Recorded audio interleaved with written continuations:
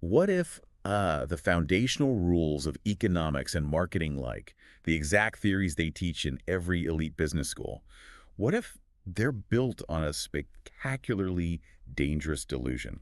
I mean, it's a huge question, right? Because these are the formulas used to justify billion-dollar corporate decisions. Exactly. So imagine you're standing in a high-end grocery store Mm, and you're staring at two jars of strawberry jam. okay, I'm picturing it. One is priced at $4 and the other is like $12. And you pick up the $12 jar. Now, if someone tapped you on the shoulder and asked, hey, why'd you pick that one? You'd have a whole list of reasons. You'd say, it contains organic strawberries, or it's locally sourced, or maybe the sugar content is lower. Right. You give this perfectly rational, feature-based explanation.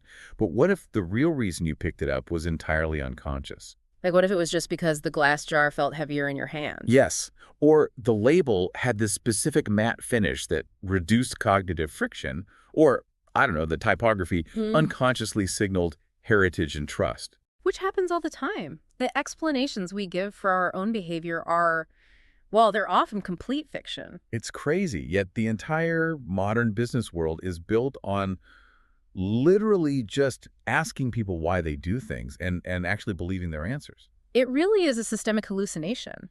The corporate world has constructed this massive architecture of strategy and product development based entirely on the idea that humans are these rational Like that calculators. we can introspect and accurately report what's going on in our heads. Exactly. We treat the human mind like a transparent glass box, but behavioral science shows us unequivocally that the mind is a black box. A completely sealed black Yeah, box, and the conscious part of it, it's mostly just a PR department. It just writes press releases for decisions that your unconscious already made. which is just a wild concept, and it brings us perfectly to the core of our deep dive today. Let's get into it. So we are dissecting the foreword to Phil Barton's book, Decoded, The Science Behind Why We Buy. Specifically, we're looking at pages 15 to 18. And this foreword was penned by the advertising legend Rory Sutherland, right? Yes, and it is essentially a manifesto. In just a few pages, he completely dismantles the prevailing assumptions of neoclassical economics and traditional market research. It's brilliant for anyone navigating the business world, whether you're scaling a startup or just trying to figure out why you buy what you buy. This is crucial. It really is the ultimate intellectual shortcut. Because once you realize standard marketing is fundamentally backwards, you can shift to an observation-first empirical approach. And to understand the magnitude of this error in modern business, Sutherland actually says we have to look outside of business entirely. Right, he takes us back to 16th century astronomy, of all things. Yeah. He points to the epistemology of the hard sciences. He introduces this historical figure, Tycho Brahe, the Danish astronomer. And Brahe's methodology is like the total opposite of modern economic theory. Completely. He didn't just sit in a study and theorize about how the planets ought to move based on, philosophical ideals or pretty math. No, he spent his entire life painstakingly cataloging the actual empirical movements of the stars and planets. Just observation, recording over and over. He built this unprecedented hoard of raw data. And Sutherland's point is that without Brahe's obsessive, non-theoretical observation, none of the big breakthroughs would have happened. Right, like Johannes Kepler or Sir Isaac Newton. Their physics theories would have been impossible without that raw data. Or worse, they would have developed theories that were mathematically plausible, internally consistent, and just entirely wrong. Which is the exact trap that economics fell into. Right. Sutherland brings up the economist Paul Ormerod here. Yeah, Ormerod actually critiques his own field. He points out that economics effectively did the exact reverse of physics. They skip the observation phase entirely. Exactly. Instead of observing humans in their natural environment, tracking how we actually trade or hoard or value things, economists just built a theoretical model. They just assumed a baseline of extreme, hyper-rational self-interest. They decided how human beings ought to make decisions and built everything on top of that. It's honestly like trying to write the comprehensive rule book for the game of baseball without ever having watched a single game. Oh, that's a great analogy. Right. Imagine you lock a group of logicians in a room and ask them to deduce how humans should optimally move around a diamond-shaped field. They'd probably conclude that a batter, right after hitting the ball, should immediately sprint directly across the grass to third base. Exactly. Because geometrically, the distance is slightly shorter. or tactically it makes more sense in a vacuum. And you'd end up with this highly complex, mathematically sound sport that has absolutely zero connection to how human beings actually play the game. Zero connection. And the problem with starting from an unverified assumption like that is the errors just compound exponentially. Yeah, from that single foundational assumption of the rational actor, the Homo economicus economists extrapolated outward. They built this towering labyrinth of forecasting models and global trade policies. And corporate pricing strategies, too. The whole edifice of neoclassical economic thought is resting on a psychological void. It completely ignores the empirical reality of human neuroscience and evolutionary biology. So if that foundation is broken, we should probably look at the specific assumptions traditional economics makes about us. We should, because when you read them aloud, they sound almost comical compared to real life. The most glaring one is this concept of perfect information. Oh, right. Traditional models assume that before you buy something, you are fully aware of all available options in the market. Like every single option. Yeah, and that you perfectly understand the utility of every feature, and you possess the cognitive bandwidth to weigh all these variables simultaneously. It assumes we have this infinite capacity to process data without getting tired or overwhelmed. Which completely ignores Herbert Simon's concept of bounded rationality. I mean, we don't have perfect information. And even if we did, our brains literally don't have the metabolic energy to process it all. Exactly. Think about buying a laptop. Do you genuinely sit down and read the specs of every single microchip on the market? No way. Do you calculate their processing power against their degradation rate over 5 years and weigh that against the exact tensile strength of the aluminum casing? Of course not.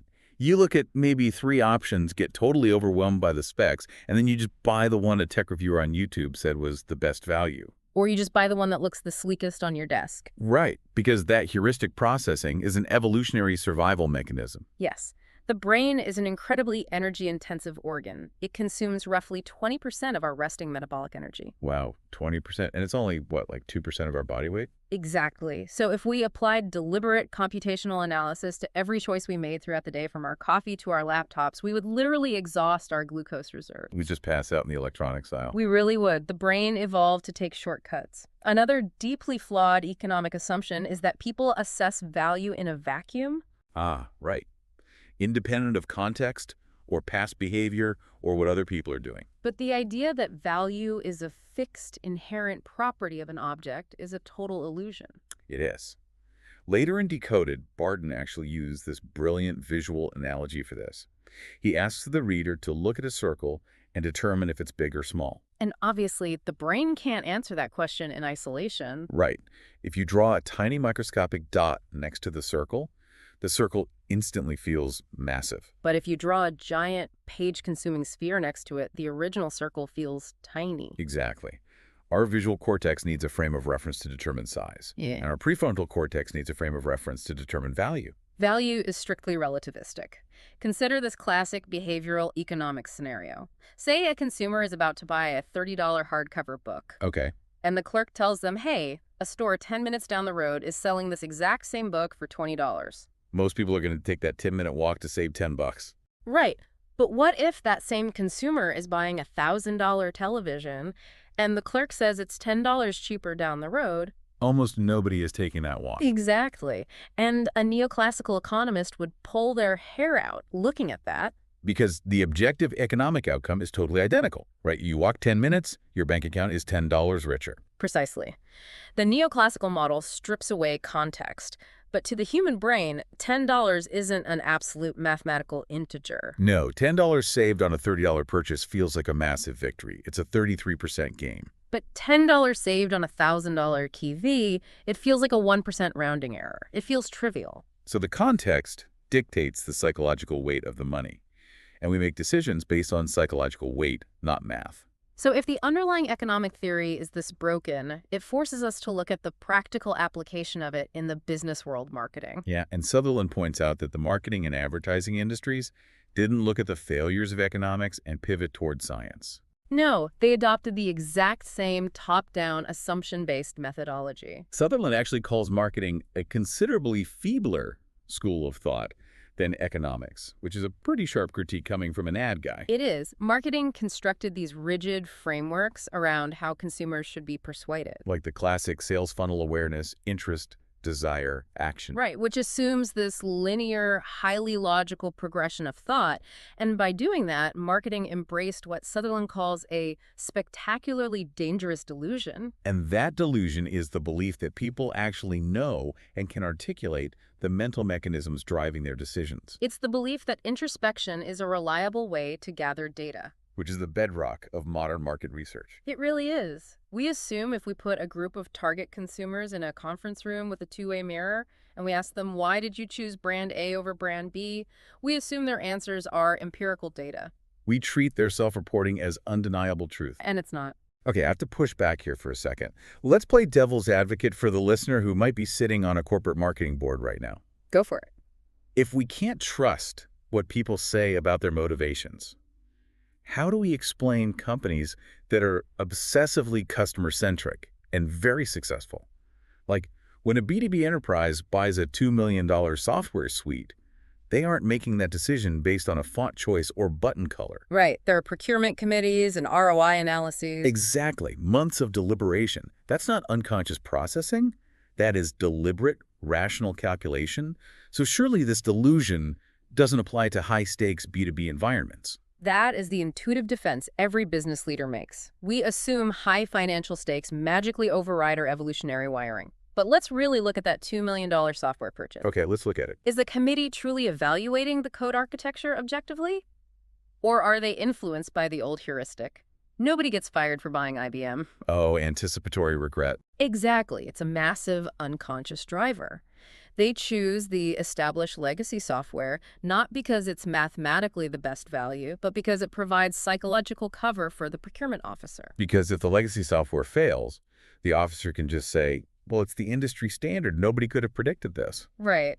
But if they take a risk on a cheaper, much more efficient startup software and that fails, the officer loses their job. Wow. So the decision is still fundamentally driven by a hidden mechanism mitigating future emotional pain. Yes, not pure objective utility. The spreadsheets and ROI analyses are often just post-rationalizations used to justify the emotionally safe choice. So even the procurement committee is confabulating.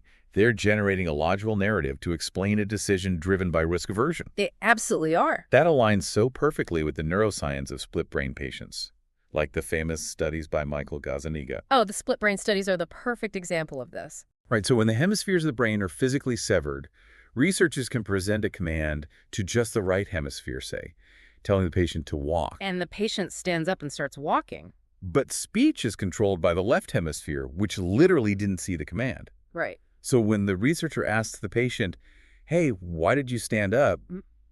The left hemisphere doesn't say, I have no idea. No, it instantly invents a plausible reason. It says, oh, I was just going to get a drink of water. It's wild. The conscious brain's primary job is literally just to weave a coherent narrative out of our unconscious impulses. Which brings us to the most crucial framework in the text. It's derived from Daniel Kahneman, the Nobel laureate, who essentially founded behavioral economics. Right. Kahneman delineated the mind into two distinct operating systems. System 1 and System 2. System 1 is our autopilot. It's fast, intuitive, automatic, heavily emotional, and it operates entirely below the threshold of our conscious awareness. It processes massive amounts of environmental data without us even trying. And then there's System 2, our pilot.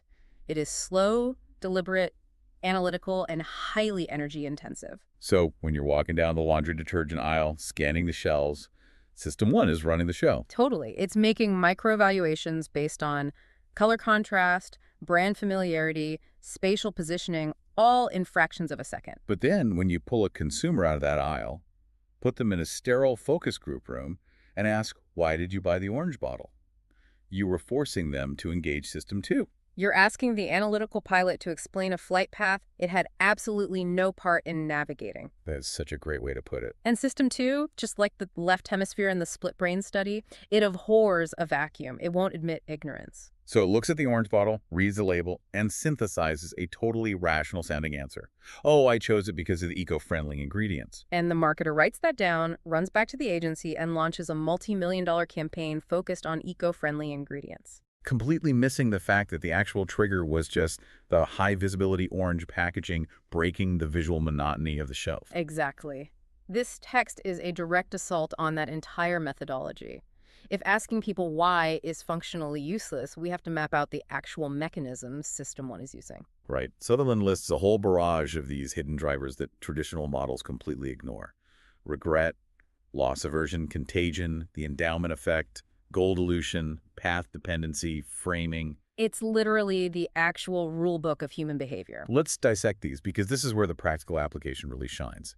Let's start with loss aversion and the endowment effect since they're so deeply intertwined. Good place to start. So, loss aversion is this psychological principle that the pain of losing something is significantly more intense than the pleasure of gaining something of equal value. Which makes perfect evolutionary sense. For our hunter-gatherer ancestors, gaining an extra day's worth of calories was a nice bonus. Right, it meant a comfortable evening. But losing a day's worth of calories, that could mean starvation. So that asymmetry of consequence literally wired an asymmetry of emotion into our neurology.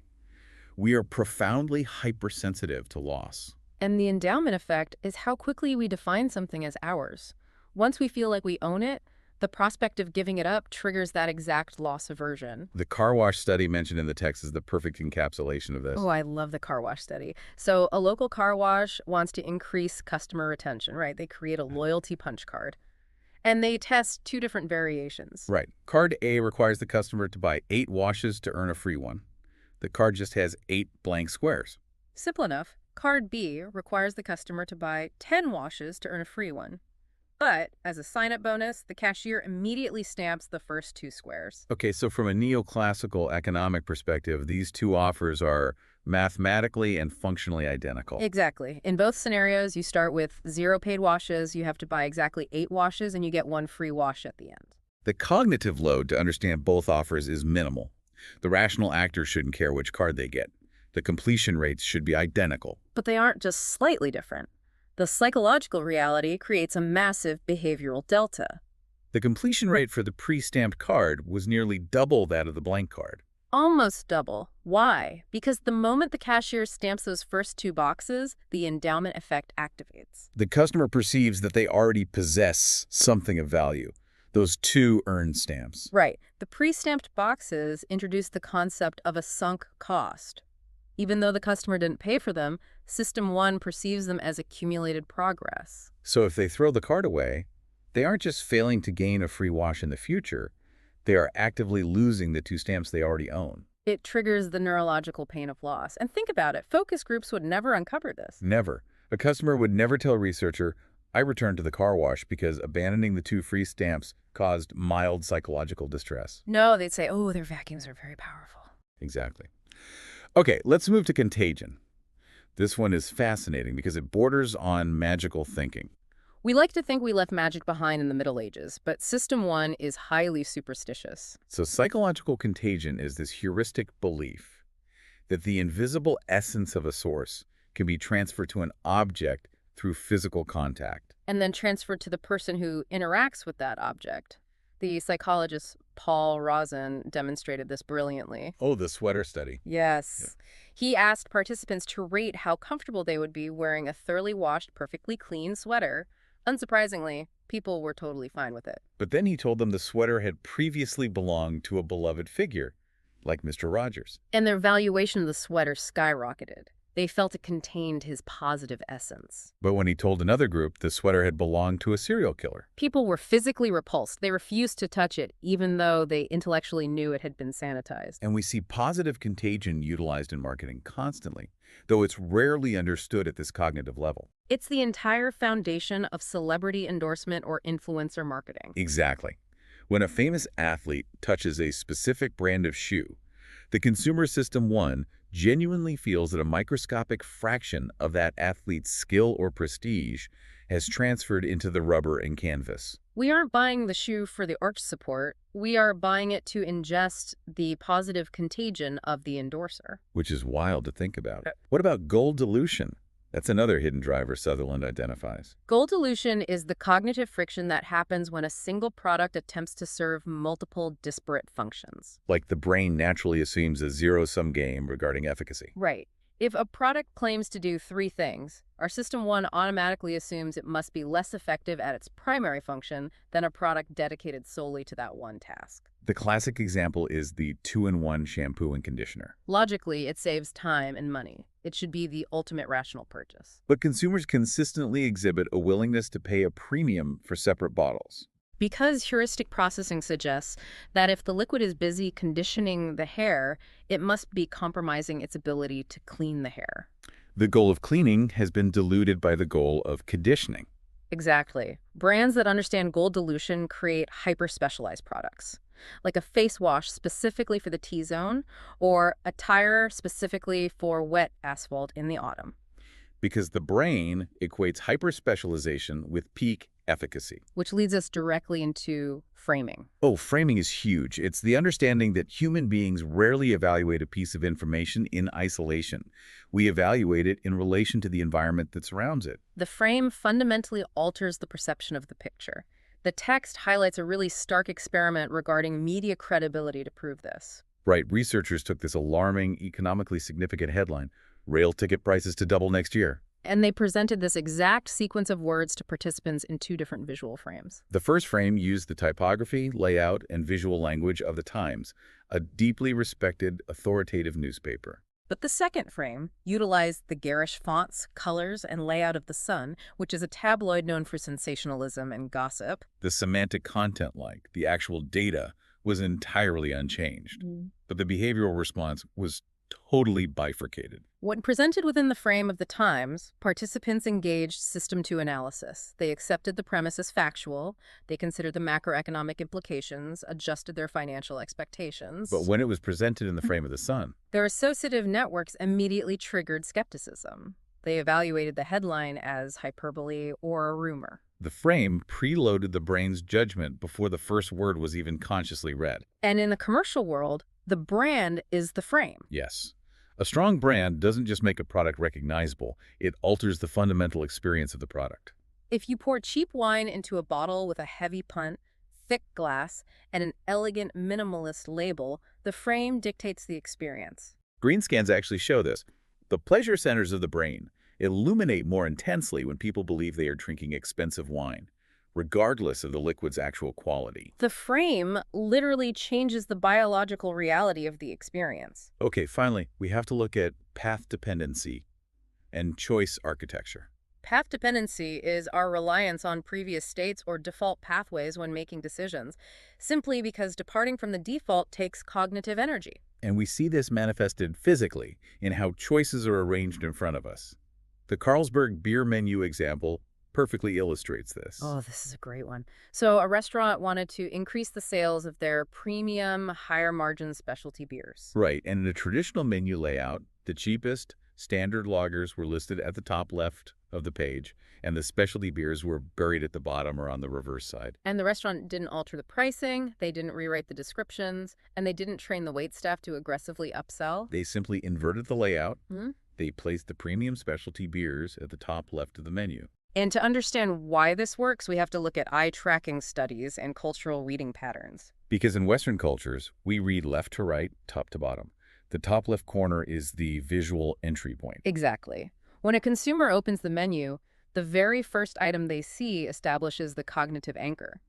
If the first item is a premium specialty beer, that becomes the default baseline. So now, choosing a standard beer requires scrolling down, breaking the visual pattern, and actively making a secondary choice. And the results were staggering. The choice architecture alone shifted the purchase rate of specialty beers from 35% to 47%. That is a massive injection of revenue achieved with zero financial investment, zero price manipulation, and zero conscious persuasion. The brain simply chose the path of least cognitive resistance. So if the underlying reality of human behavior is driven by these subtle unconscious mechanisms like loss aversion, framing, path dependency, it begs this massive sociological question. Why has the marketing industry largely ignored this wealth of empirical science? Exactly. Sutherland characterizes this shift toward behavioral economics as a Copernican revolution. Right. Just as Copernicus shattered the geocentric model of the universe, behavioral science shatters the rational actor model of economics. Yet the corporate reaction has basically been a collective deafening silence. Sutherland uses this devastating quote from Upton Sinclair to explain this institutional blindness. Oh, I love this quote. It is difficult to get a man to understand something when his salary depends upon his not understanding it. It's the principal agent problem manifesting as intellectual stubbornness. We have to analyze the incentive structures of corporate life. The people currently occupying the C-suite, the chief marketing officers, the agency executives, they built their entire careers mastering the old paradigm. They are the virtuosos of the focus group, the masters of the grand brand narrative. So if a CMO admits that this Copernican revolution is real, if they concede that consumer decisions are driven by unconscious heuristics and cognitive ease, they're functionally admitting that their expertise was mostly elaborate guesswork. It is ego death on a corporate scale. Nobody wants to do that. Sutherland notes that historical luminaries within the industry, like empirical researchers Andrew Ehrenberg, John Philip Jones, and Stephen King, they spent years trying to inject real scientific rigor into marketing. They presented hard data challenging the traditional models, and what was the industry's response? They politely nodded, acknowledged the data, and immediately went back to their established practices. They retreated to the safety of measuring vanity metrics, things that are easy to quantify, like digital impressions or likes. Because confronting the complex reality of behavioral change is too hard. Exactly. And to combat this deeply entrenched institutional ego, the Ogilvy behavioral science practice, which Sutherland founded, adopted this brilliantly subversive mantra. Dare to be trivial. Dare to be trivial. In the corporate hierarchy, strategy is a high-status game. Executives want to orchestrate multi-million-dollar brand repositioning campaigns. Right, they want the stuff that gets them coverage in the business press. That is high-status work. But tweaking the layout of a drop-down menu or changing the default opt-in box on a web form. That's perceived as low-status administrative minutia. It's trivial. No one climbs the corporate ladder by boasting, hey, I changed the buy now button from green to high-contrast orange. But the devastating irony, the mathematical reality that behavioral science exposes, is that the seemingly trivial intervention often generates a radically higher return on investment than the visionary campaign. The multi-million-dollar TV commercial might increase brand awareness by 2%, but removing one unnecessary form field from the online checkout process. That reduces cognitive friction by a fraction of a second, and it might increase total revenue by 15% overnight. Daring to be trivial requires an executive to prioritize empirical effectiveness over their own personal prestige. It demands the humility to accept that human behavior is infinitely more responsive to small environmental nudges than it is to grand abstract arguments.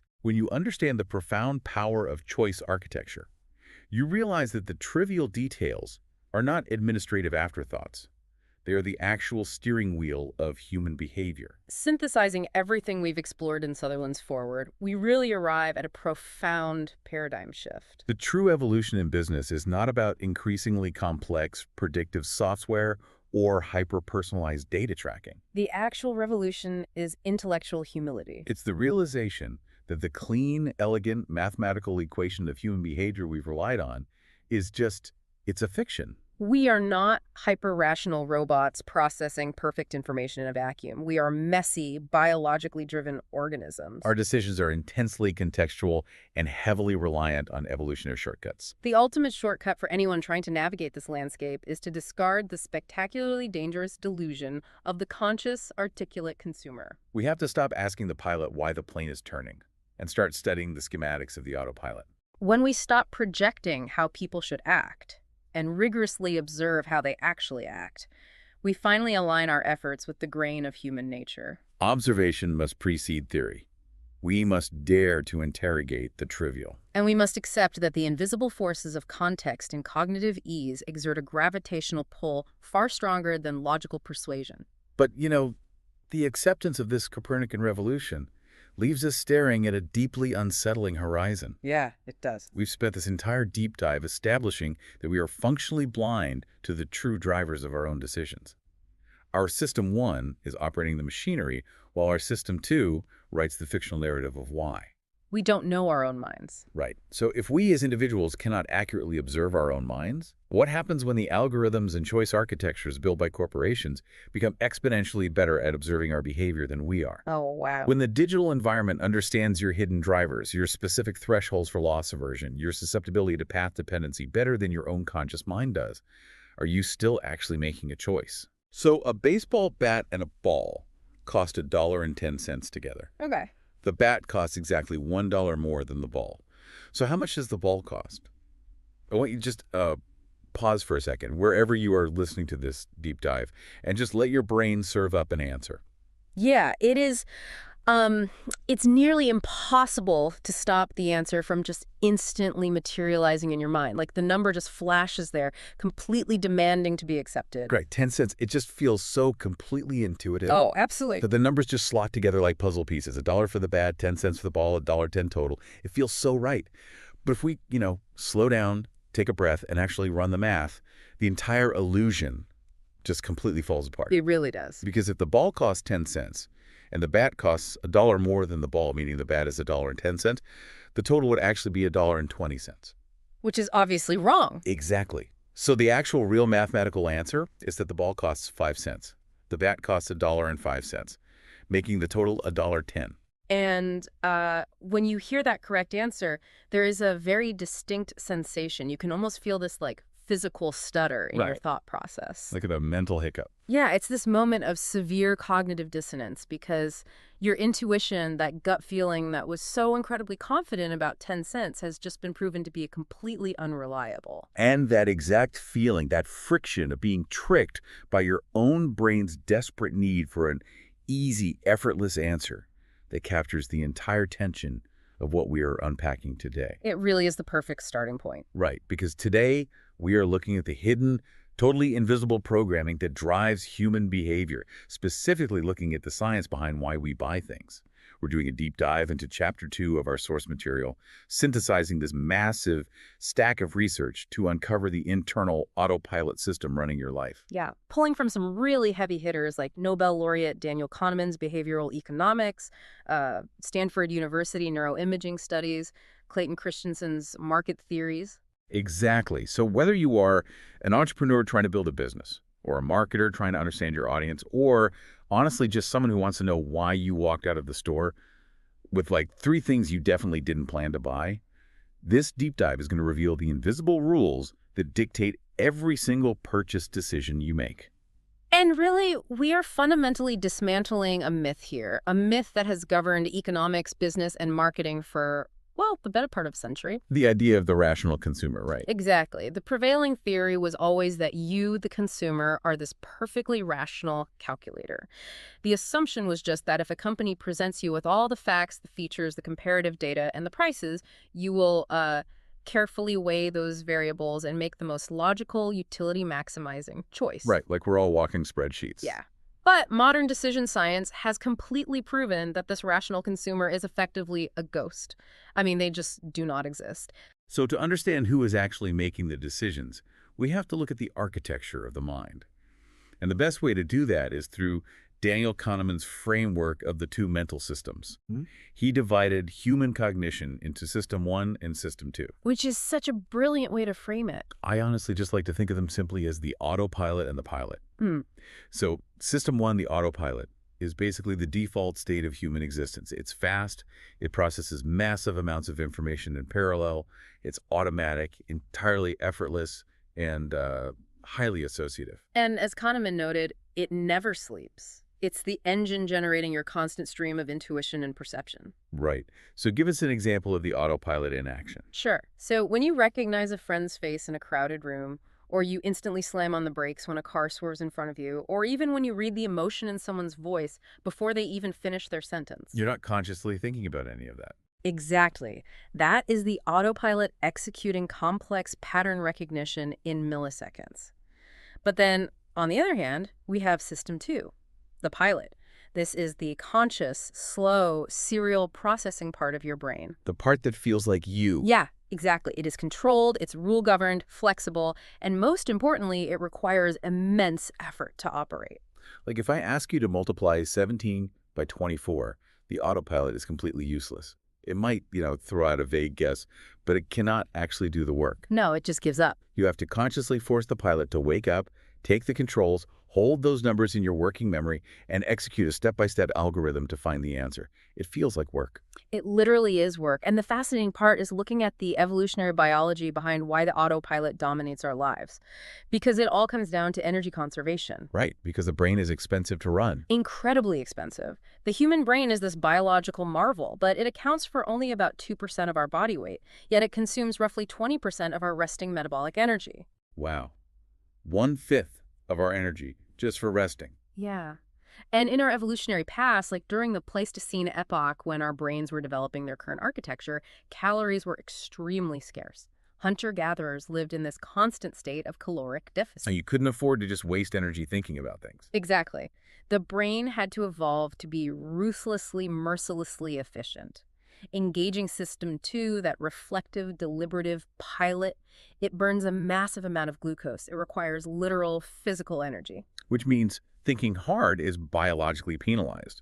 Like if our ancestors spent all day deeply pondering the existential meaning of a rustling bush, they would burn through their precious caloric reserves or, worse, get eaten by whatever was making the noise. That is exactly the mechanism at play. Quick heuristic-based reactions kept us alive and conserved calories, so the brain heavily biases toward the autopilot because it operates on a fraction of the energy. It's the path of least resistance. Right. The pilot only engages when it is absolutely forced to, usually when the autopilot encounters a novel problem that it just cannot solve with existing patterns. So there's this classic psychological experiment that brings this internal conflict to life beautifully. It's called the Stroop test. Yeah. I was looking over the parameters of this test in our research, and it's just brilliantly simple. Oh, I love the Stroop test. It's so frustrating to take. It really is. So you are handed a list of words. The words themselves are colors: red, blue, green, yellow. But here's the trick. The word green is printed in bright red ink. The word BLUE is printed in yellow ink. Right, there's a mismatch. Exactly. And the instruction is to quickly say out loud the color of the ink, completely ignoring the actual word itself. And it is an agonizingly difficult task for an adult. You find yourself physically stumbling over your words, slowing down dramatically, and making just constant errors. And the reason why exposes the raw wiring of our brains, right? Because for a literate adult, reading is a deeply ingrained, completely automatic skill. Your autopilot processes the letters GREEN instantly. It requires zero effort. Yeah, and it immediately wants to shout the word green. But the rule of the game, identifying the ink color, requires the pilot to step in. The pilot have to violently suppress that automatic response, burn glucose, focus on the visual pigment, and force out the word red. And you can literally feel the friction happening in your head. It feels like strenuous mental labor. It's exhausting. And that sensation of friction translates directly into the commercial world through a concept known in neuromarketing as cortical relief. Cortical relief. Tell me more about that. Well, when consumers walk down a supermarket aisle and see strong, recognizable brands, brain imaging shows a significant decrease in neural activation. The autopilot effortlessly processes the familiar logo, the recognizable colors, and the known product. Because it's a pattern it already knows. Exactly. It feels easy. There's literal relief in the cortex. But when they're presented with weak, unknown, or visually confusing brands, the brain actually has to go to work. It feels exactly like the Stroop test. Like if I am in the pharmacy looking for toothpaste and I see the exact same Crest or Colgate box I've bought for a decade, my autopilot just extends an arm and grabs it. 0 calories burned. Right, you don't even break your stride. But if a startup brand has placed a new tube there with this unconventional minimalist font, weird matte packaging, and a list of unfamiliar botanical ingredients, my pilot has to wake up. I have to read the box, evaluate the claims, and try to figure out what this object even is. And unless you have a very specific, highly motivated goal to find a new type of toothpaste, your brain is going to reject that labor and default right back to the familiar. Because the brain fundamentally resists cognitive strain. Absolutely. This also explains the phenomenon of driving a car. Think back to your very first driving lesson. It is pure, unadulterated cognitive overload. I remember it vividly. It is terrifying because the pilot is trying to manage an impossible number of novel inputs. You're consciously thinking about everything. Everything. The biting point of the clutch, the spatial awareness of the mirrors, the exact pressure of your foot on the accelerator, the angle of the steering wheel. It is High effort, exhausting work. You finish a 1-hour lesson feeling physically drained. But then, fast forward 10 years, you can drive an hour home from work, navigating complex high-speed traffic, stopping at multiple intersections, changing lanes, and you pull into your driveway realizing you have absolutely no memory of the trip. None at all. You were mentally planning your dinner or listening to a deep dive the entire time. Exactly. The pathways became so well-trodden that the brain completely automated the process. The autopilot took over, driving a 2-ton machine at 60 miles an hour, completely freeing up the pilot. I look at this dynamic almost like a smartphone. Like the autopilot is the background operating system. It's quietly managing 100 things at once, searching for Wi-Fi, syncing emails, managing push notifications, and it does all of this without making the phone hot or heavily draining the battery. That's a great analogy. Right. And the pilot, on the other hand, is like a massive graphics-intensive 3D video game. Yeah. You only open it when you specifically want to play, because the second you launch it, the phone physically heats up in your hand and you can watch the battery percentage just visibly plummet. That is a highly accurate way to visualize the energy distribution, which, brings up a really critical question for the business world. What's that? Well, if the background operating system is so dominant and it only relies on established patterns, how does a new product ever break through? Oh, that's a great point. If we are just sleepwalking through our purchases to conserve calories, it seems like legacy brands would hold a permanent, unbreakable monopoly. But new companies succeed every day. They do.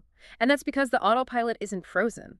It is highly associative, and it's constantly scanning the environment. It doesn't want to think, but it desperately wants to maximize value. So it's looking for shortcuts. Exactly. It relies heavily on environmental signals and mental shortcuts to rapidly evaluate new things without turning on the pilot.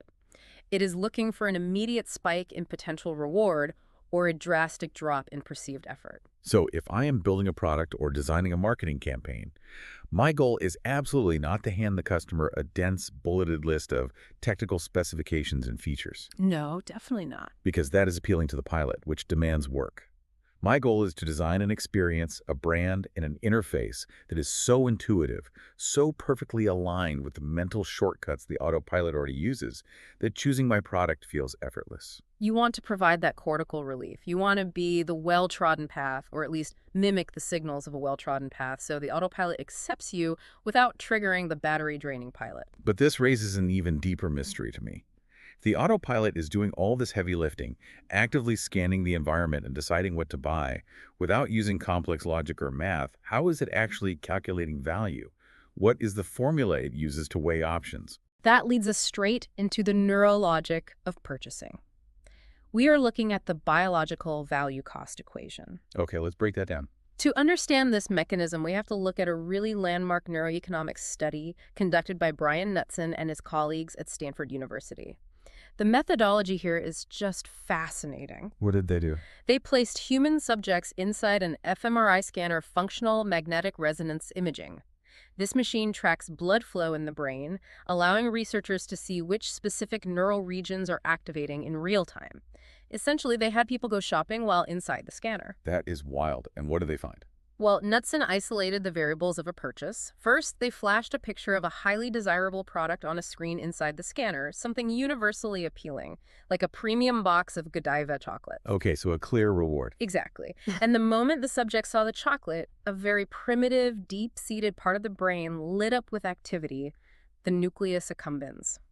This is a central hub in the brain's reward circuit. It is heavily flooded with dopamine. And a common misconception is that dopamine is the chemical of pleasure, right? Right. It is actually the chemical of anticipation and desire.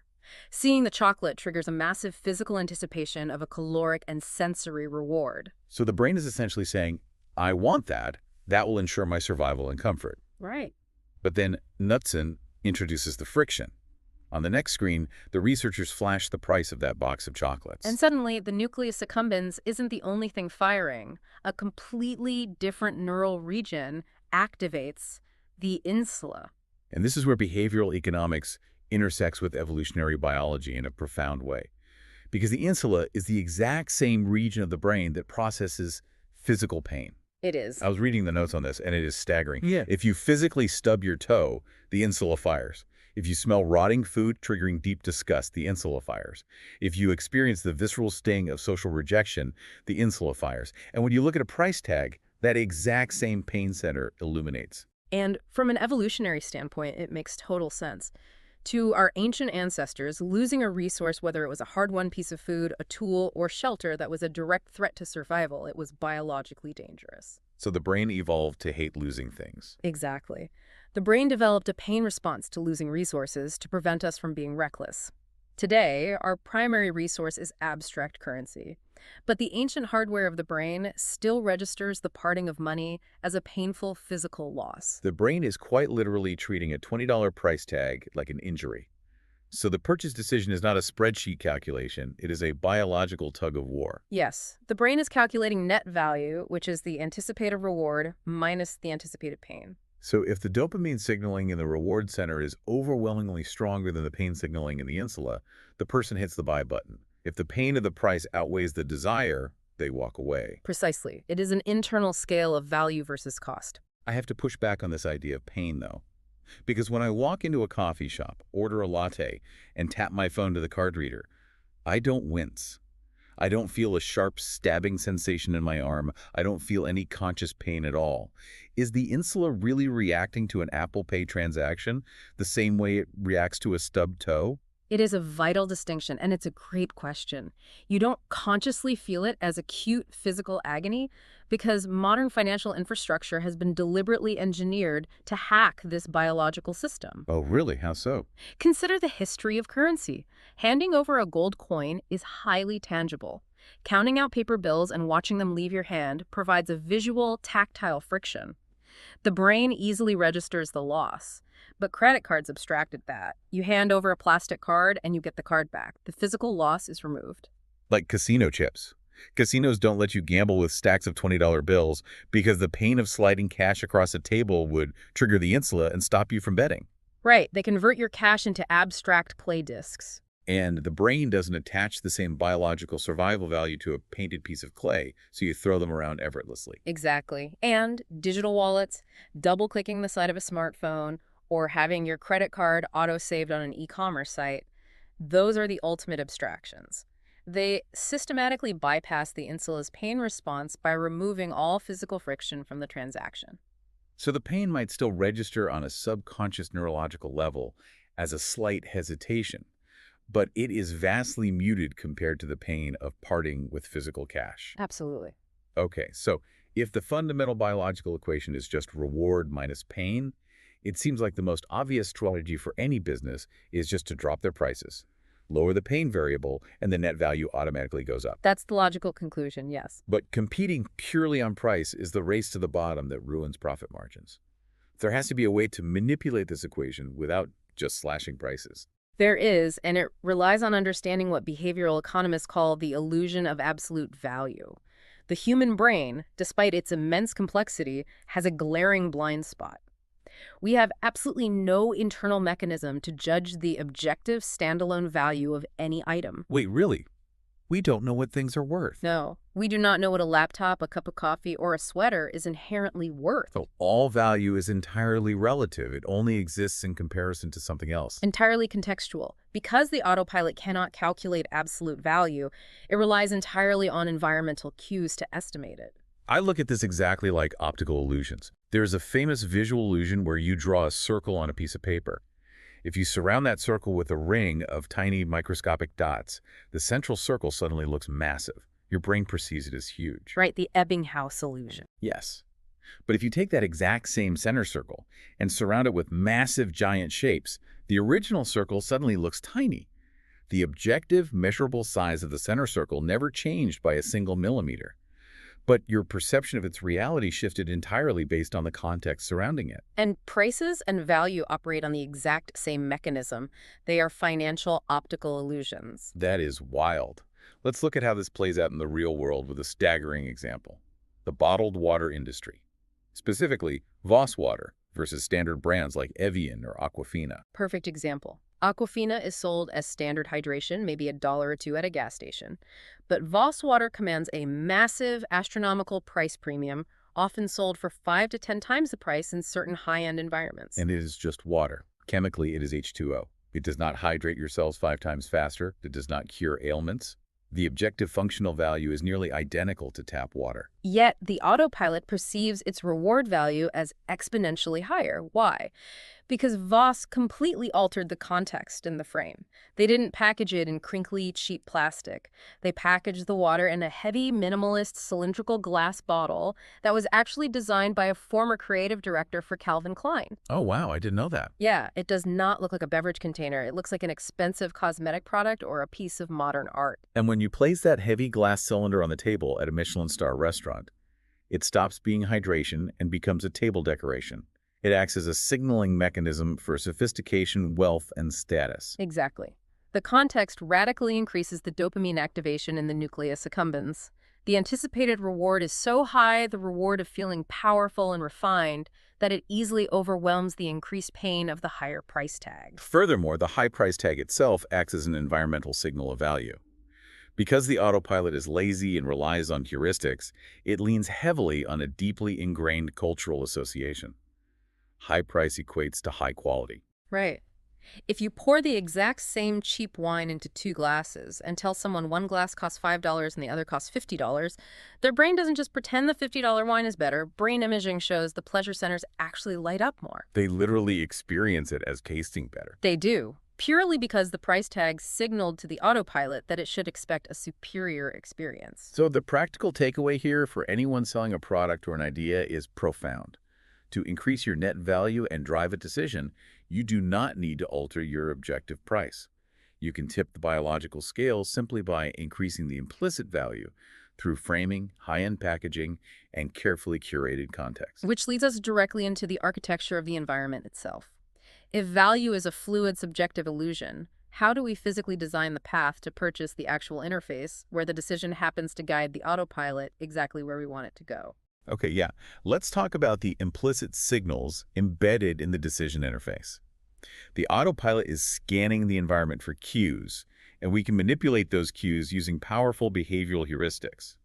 Let's start with something as seemingly trivial as the visual presentation of a price tag. Okay, imagine you're looking at a price, $4.99. The objective cost is $5 minus a penny. Right. If that price is printed in standard black and white unformatted text, the autopilot processes it with a baseline level of friction. But researchers have found that if you take that exact same numerical value, 4.99 cents, and place it next to a graphic of a shiny metallic gold star, consumers consistently perceive the item as being more expensive and premium. But the monetary value hasn't changed at all. Not at all, but the shiny star triggers an evolutionary association. Shiny things in nature like fresh water or rare minerals are valuable. The autopilot blends the explicit number with the implicit visual signal of luxury. Conversely, if you put that same $4.99 inside a yellow box with jagged, aggressive red edges, which is the universal visual language of a supermarket discount bin, the autopilot instantly perceives the price as a massive bargain. The pain response in the insula is muted, even though the number is identical. The visual frame changes the biological reaction. And it isn't just about the visual representation of money. We talked about how the brain registers the loss of money as pain. But friction itself, wasted time and mental effort, is also registered as a severe behavioral cost. Absolutely. Cognitive strain is a form of pain. If a customer clicks on your e-commerce site and the page takes 4 seconds to load, or if your checkout process requires them to create an account, verify their email, and fill out 15 different text boxes, you are stacking behavioral costs. The insula is firing with every added step. Exactly. Even if the monetary price of your product is absolutely free, if the behavioral cost becomes too high, the autopilot will abandon the task to seek cortical relief elsewhere. I always picture the modern consumer experience like water flowing down a hillside. The customer is the water, driven by gravity, just trying to reach the bottom of the hill, which is the final purchase. Behavioral costs extra clicks, confusing navigation menus, slow loading times, dense paragraphs of text. Those are boulders and rocks placed in the stream. That is a perfect visualization. And the water will always, inevitably, take the path of least resistance. If you put too many rocks in the way, the water pools up, stops, or diverts into an entirely different stream. You have to aggressively clear the path. And sometimes you can actually use the autopilot's hatred of friction to help people make better, healthier decisions. This brings us to the concepts of tangibility and loss aversion. Oh, this is fascinating. Tell us about Richard Thaler's work. So, the behavioral economist Richard Thaler, who won a Nobel Prize for his work, tackled one of the hardest behavioral problems in modern society, saving for retirement. Saving for a pension is incredibly difficult because the biological equation is totally inverted, right? The pain is immediate and highly tangible. You lose money from your paycheck today, meaning fewer dinners out or vacations right now. Exactly. But the reward is 30 or 40 years in the future, making it highly abstract and intangible. The autopilot, built for immediate survival, heavily discounts future abstract rewards. It just hates the trade-off. Precisely. Telling a 25-year-old to suffer a tangible loss today for an intangible reward at age 65 is a losing battle against evolutionary biology. So Thaler didn't try to educate the pilot about the miracle of compound interest. He changed the decision interface to appease the autopilot. He designed a program called Save More Tomorrow, or SMART. And how did that work? Instead of asking employees to cut their current take-home pay, the SMART plan asked them to commit now to saving a portion of their future pay raises. It is a masterstroke of behavioral design. First, it addresses the tangibility heuristic. Because the money isn't coming out of their pocket today, the cost feels distant and abstract, greatly reducing the immediate pain response. Second, it leverages loss aversion. Loss aversion is the principle that humans feel the pain of losing something roughly twice as intensely as the pleasure of gaining something of equal value, correct? Exactly. If you deduct money from my current established paycheck, it registers as a painful loss of resources I already own. But if you take a percentage of a future pay raise money that has never actually entered my bank account, money I haven't yet adapted my lifestyle to, it doesn't trigger the loss response. It just feels like a slightly smaller gain. Right. By removing the immediate friction and the sting of loss, the SMART plan dramatically increased retirement saving rates across the board. It's a brilliant hack of the system. Let's look at another environmental hack, anchoring. This is where the physical layout of a menu or a screen almost looks like mind control. We have to talk about the Carlsberg beer study. Carlsberg wanted to see if they could influence customers in bars to trade up and purchase more premium, expensive beers, but without relying on pushy bartenders or aggressive signage. They realized the menu itself was the decision interface. They simply changed the sequence of how the beers were listed. Because in Western cultures, our visual tracking is deeply conditioned. We read from top left to bottom right. Therefore, the eye naturally lands on the top left corner of any document first. That is the prime real estate. And Carlsberg took advantage of that visual habit. They reorganized their menus so that the absolute most expensive specialty craft beers were listed right at the top left. The standard, cheaper beers were pushed further down the list. When a customer opened the menu, the very first piece of numerical data their brain processed was a high price. And because the autopilot has no concept of absolute value, it desperately latched onto that first number as a baseline. It became the anchor. Yes, the anchor sets the stage. So if the first beer I see is $12, my brain sets $12 as the standard cost of a beer in this environment. Suddenly, a $9 beer listed 3 rows down looks like a highly reasonable deal. It feels like a bargain compared to the anchor. But if that exact same menu had started with a $4 budget beer at the top left, the $4 becomes the anchor.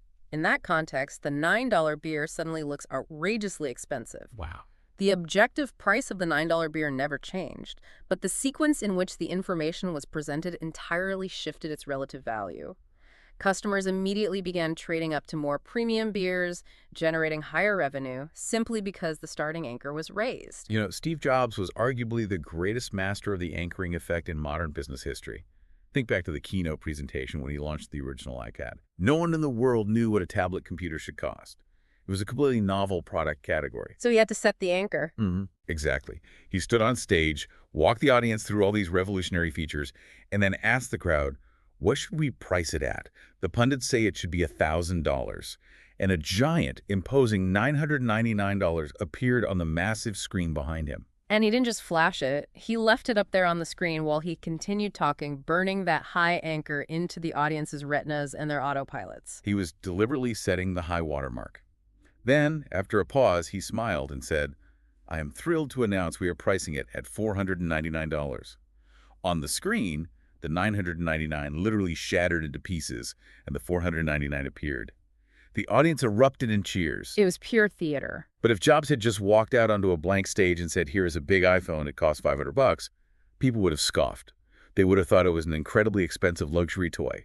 But by firmly anchoring their brains at $1,000 first, $499 felt like the steal of the century. The power of the starting point cannot be overstated. There is another robust example involving the endowment effect, which is closely related to loss aversion in a study about pizza toppings. Oh, this one is great.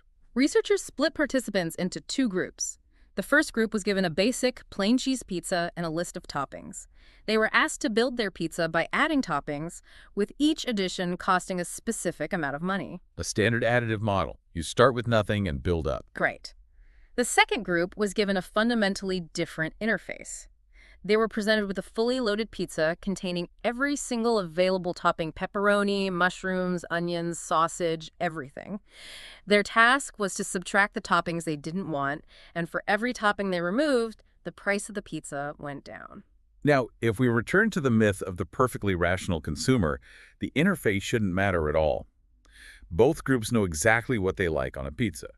The logical pilot would ensure that both groups end up with the exact same combination of toppings and spend the exact same amount of money. Logically, yes, but the autopilot is driving the bus.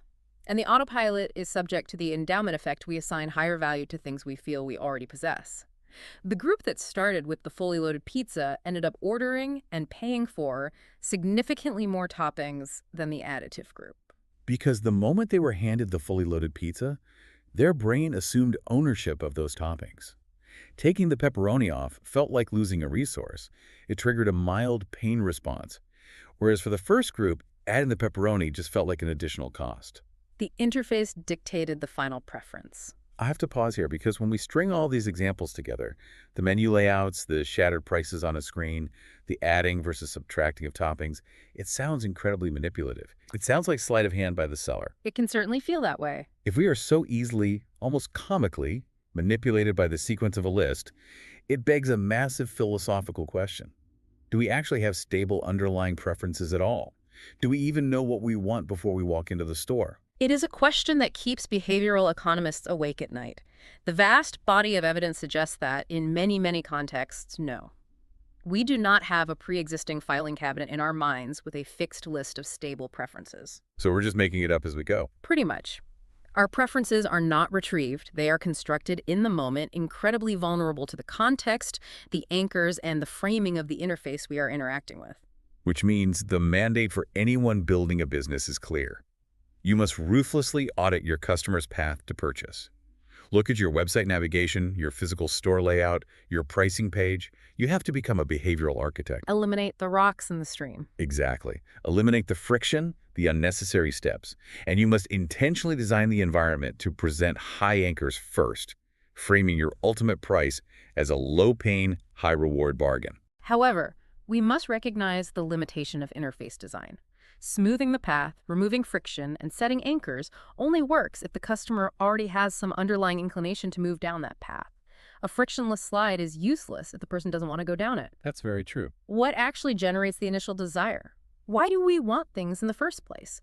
This brings us to the core engine of behavior, goal-based categorization. This is where we dive into Harvard professor Clayton Christensen's famous jobs to be done theory. The central premise is a massive paradigm shift. Consumers do not buy products, they hire products to achieve a specific goal. Right. The classic folksy example is the hardware store. You don't buy a quarter-inch drill bit because you have a deep emotional desire to own a piece of twisted metal. You buy it because you have a goal. You have a quarter-inch hole in your wall to hang a picture. And if we trace those functional, explicit goals like making a hole in a wall back far enough, they all inevitably terminate in three fundamental evolutionary human motivation systems. These are the biological drives that dictate all human behavior. Let's break these three systems down, because they are the operating code of desire. First, we have the security system. This is the oldest, most primitive evolutionary drive. It is the desire to avoid danger, seek familiarity, maintain the status quo, and eliminate risk. It is about physical and psychological safety. Okay, so that's survival. What's the second? Second, we have the autonomy system. This is the drive for power, status, superiority, competence, and achievement. It is about expanding one's influence over the environment and others. Making your mark on the world. Exactly. And third, we have the excitement system. This is the exploratory drive. It is the need to seek out new stimuli, break the pain of boredom, discover, innovate, and feel thrill. So every single purchase we make, from a stick of gum to a mortgage, is ultimately an attempt to satisfy our biological need to feel safe, feel powerful, or feel entertained. Exactly. And here is where it gets revolutionary for marketers. The autopilot does not categorize the world the way a supermarket aisle does. We naturally assume products are categorized by their physical similarities. All beverages are in one category, all snacks in another. But the brain does it differently. Yes, the brain categorizes the world entirely based on which of those three goals is currently active. The physical attributes of the product are secondary to the psychological job it performs. Give us an example of how this categorization shifts. Imagine you are driving on a dark, desolate highway at 2 in the morning. You are exhausted. In that specific moment, your active goal is stay awake and alert to avoid crashing. A very clear security goal. Right. To your autopilot, a hot cup of black coffee and a freezing cold can of Red Bull energy drink are placed in the exact same mental category. They are both hired to do the same job. But imagine it is a snowy Sunday afternoon, you are sitting by a fire with a friend, and your active goal is facilitate a warm, comforting social interaction. Suddenly, that freezing Red Bull is completely irrelevant. Now, the hot coffee and a warm bowl of tomato soup are in the same category. Even though coffee and soup are physically totally different, one is a caffeinated bean water, the other is a liquid vegetable meal. They share the same psychological job of providing warmth and comfort. This completely destroys traditional competitive analysis. If goals define the market, does this mean my competition is almost never who I think it is? That is the most common and most costly mistake businesses make. They focus on physical competitors instead of goal competitors. The most brilliant illustrative case study of this is the famous milkshake study. Oh, this is a classic. Fast food chains were desperate to increase the sales of their milkshakes. They did what traditional marketing always does. They convened focus groups. They asked customers what they wanted. Based on that rational feedback, they made the shakes chunkier. They introduced new fruit flavors. They made them sweeter. And the result was zero change in sales, because they were appealing to the pilot, asking rational questions about a product that is purchased by the autopilot. Exactly. So they changed tactics. They sent researchers to stand in the restaurant for 18 hours a day, simply observing when and how milkshakes were actually being purchased. They discovered a massive, anomalous spike in sales at 8:00 a.m. Which makes no sense. Right. A huge percentage of milkshakes were being bought by single commuters in suits who went through the drive-thru, bought only a milkshake, and drove away. Why on earth are people drinking a massive dessert at 8 in the morning? The researchers stopped these commuters and asked them what job they were hiring the milkshake to do. They discovered these people faced a long, incredibly boring drive to work. Their goal was twofold. They needed something to stave off the crushing boredom of the commute, and they needed something heavy enough to keep them full until a late lunch. So what was the milkshake actually competing against? It wasn't competing against a hot fudge sundae or a slice of pie. No. The commuters explicitly stated they were choosing the milkshake over bagels, bananas, and donuts. And the milkshake was winning the job interview because of its specific physical properties. Because a banana is a terrible employee for this job. It really is. It is consumed in 2 minutes. The boredom returns instantly. A bagel is a terrible employee because it requires 2 hands, it leaves crumbs all over your work suit, and leaves your hands sticky. But a thick, viscous milkshake, sucked through a narrow straw, takes 20 to 30 minutes of continuous low-level effort to consume. Exactly. It perfectly occupies the commuter's free hand, staves off boredom, and fills the stomach. It flawlessly achieves the situational goal. And the fascinating part of this research is that once the executives realized the milkshake was being hired for a long commute, they didn't waste time making it sweeter or fruitier. They fundamentally changed the physical properties. They made the shakes even thicker so they would last longer during the drive, and they moved the milkshake machine to the front counter, allowing commuters to swipe a card and grab a shake without waiting in line, completely eliminating the friction. Sales skyrocketed. They optimized for the job, not the product category. It makes me think about the fitness industry. If I own a local independent gym, standard business logic says my competition is the massive CrossFit box down the street or the boutique yoga studio around the corner. Right. Other places to work out. But if I use this framework, I have to ask, why do people actually hire a gym? Very few people are hiring a gym because they possess a deep, innate desire to repeatedly lift heavy geometric pieces of metal. They are hiring the gym to achieve a goal: the feeling of vitality, physical attractiveness, elevated social status, or mental clarity. They're hiring it to satisfy the autonomy system, superiority, and achievement. Exactly. Therefore, if the real job is make me feel attractive and confident, my competition is not just the CrossFit docs. My competition might be a highly flattering new wardrobe, a subscription to a premium meditation app that lowers stress and clears the skin, or even a cosmetic procedure. If I just market my gym by saying, we have more treadmills than the guy down the street, I am fighting the wrong war. I have to market the ultimate psychological transformation. That is a brilliant analogy, and it encapsulates what we call occasion-based marketing. The perceived value of your product is not fixed. It spikes dramatically when it perfectly aligns with a specific situational goal. Look at the packaging innovation of Frubes, which is yogurt sold in flexible tubes. I remember those. For decades, yogurt was eaten with a spoon out of a plastic pot. It was a dessert or a breakfast item. But Frubes exploded in popularity because they identified a very specific goal of a specific demographic. Mhm. Mothers packing lunchboxes. Mothers had an acute goal. They needed a healthy snack that a young child could eat at school without requiring a metal spoon, and most importantly, without creating a massive sticky mess. Which is a very real pain point. By putting the yogurt in a tube that you just squeezed, they didn't change the yogurt, they changed its ability to be hired for the specific job of mess-free lunchbox item. Let's scale this up to massive complex brands. Look at the automotive industry. The explicit functional goal of every single car on the market is exactly the same. Transport a human body from point A to point B. A $20,000 car and a $100,000 car both achieve this explicit goal flawlessly. But the massive differences in brand loyalty and pricing come down to the implicit psychological jobs they are hired to do. Toyota, BMW, and Mercedes are fundamentally selling to three entirely different motivational systems. The Toyota Corolla is the ultimate manifestation of the security system.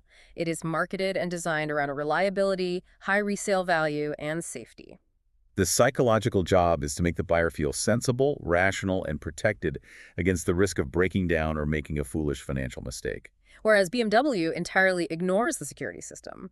Their entire global tagline is the ultimate driving machine. They are selling to the excitement system. The job is thrill, precision, pushing the limits, and experiencing sensory pleasure on an open road.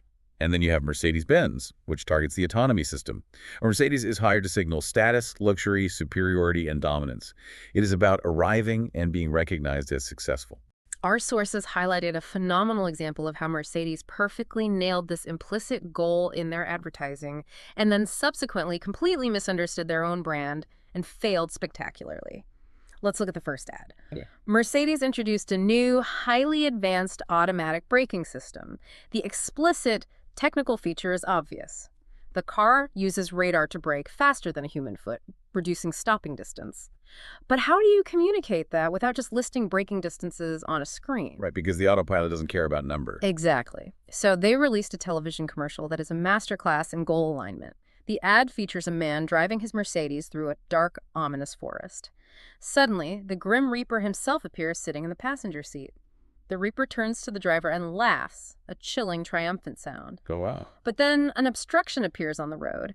The car's automatic braking system instantly activates, violently stopping the car mere inches from a catastrophic, deadly crash. The driver, perfectly safe, turns to the Grim Reaper, looks him in the eye, and calmly says, "Sorry." Oh, it gives me chills just visualizing it.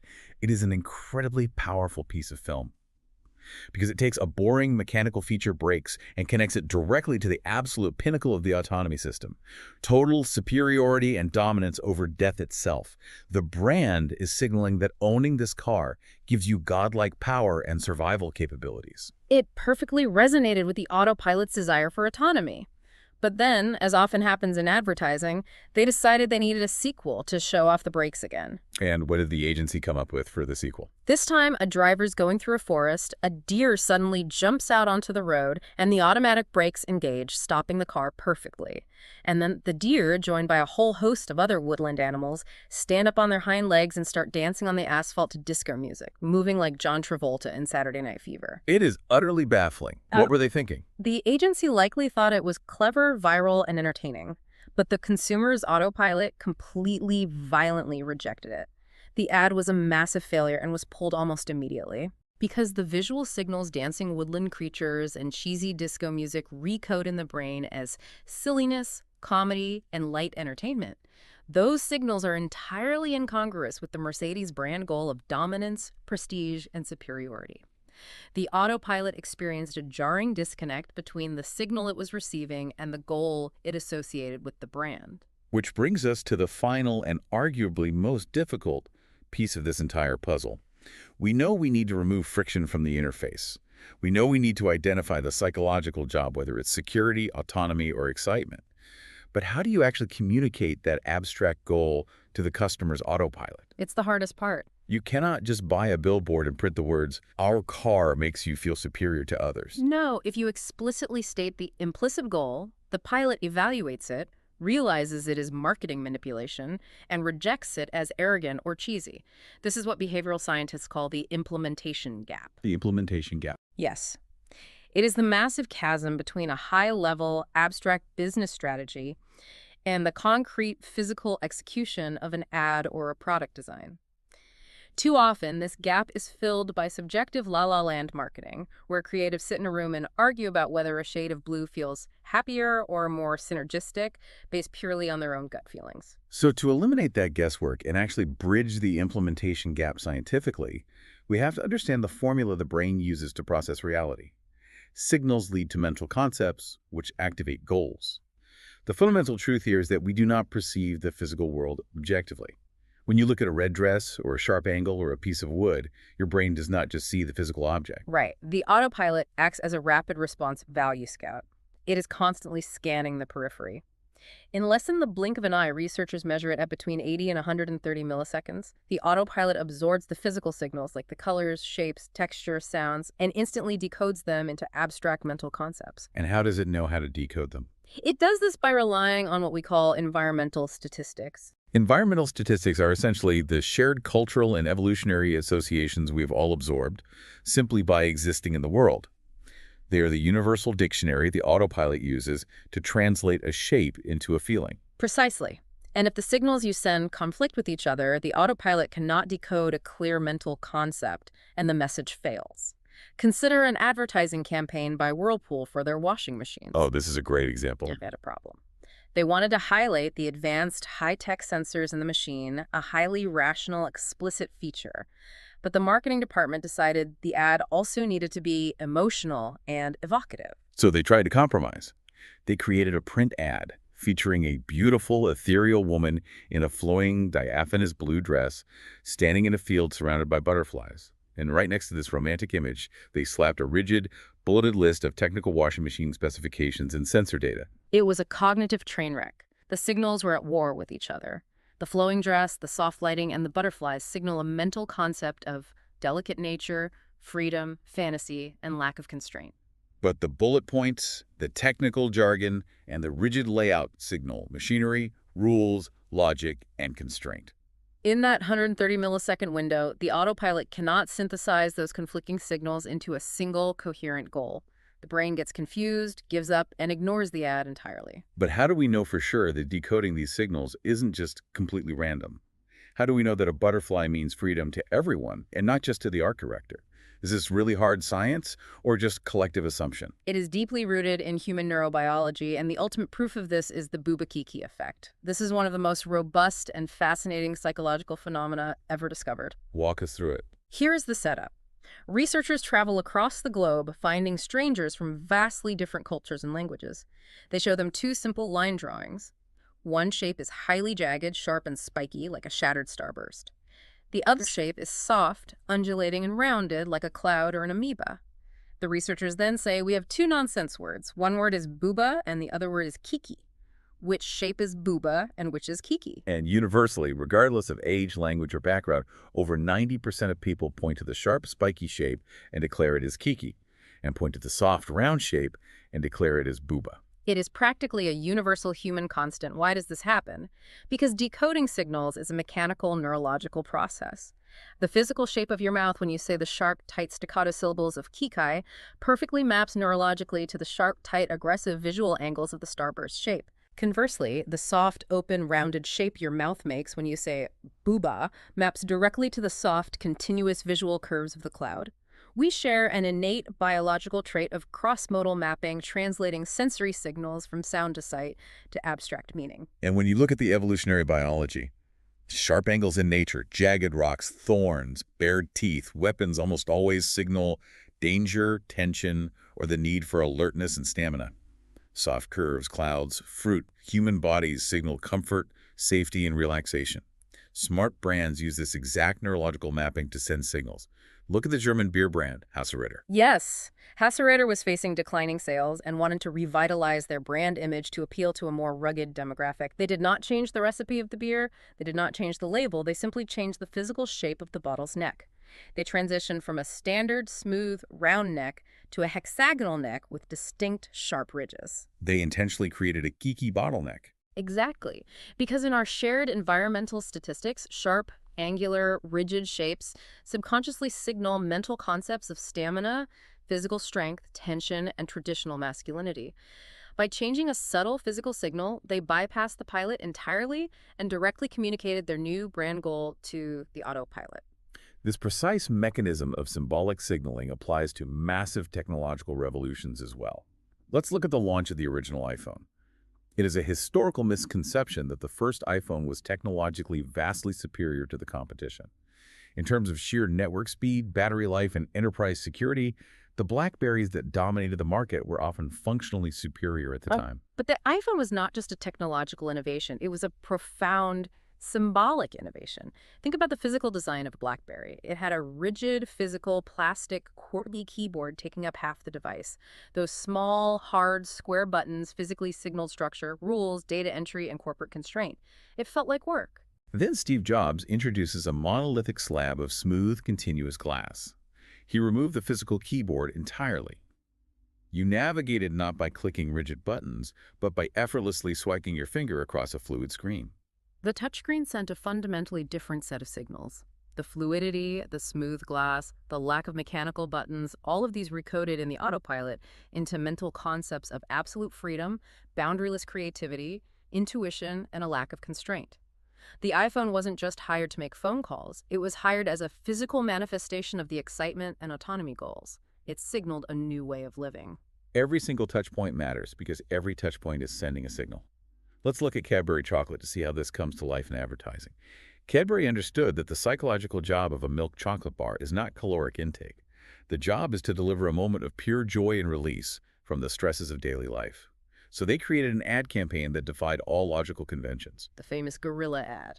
Yes. They aired a commercial featuring a massive, realistic gorilla sitting quietly at a drum kit in a studio. The tension builds.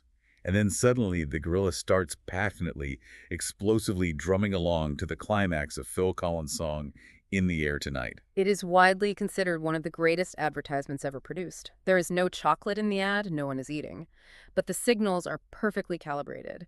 The sheer, unexpected absurdity of the gorilla, the building anticipation, the emotional resonance of the music, and the sudden physical explosion of drumming, all of those signals are captured by the autopilot in milliseconds and perfectly recoded into the exact mental concept of pure joy and emotional release.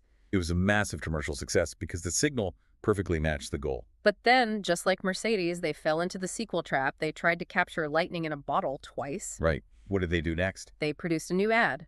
This time, instead of a gorilla, the commercial featured heavy industrial airport baggage trucks racing each other aggressively across a dark, wet tarmac at night.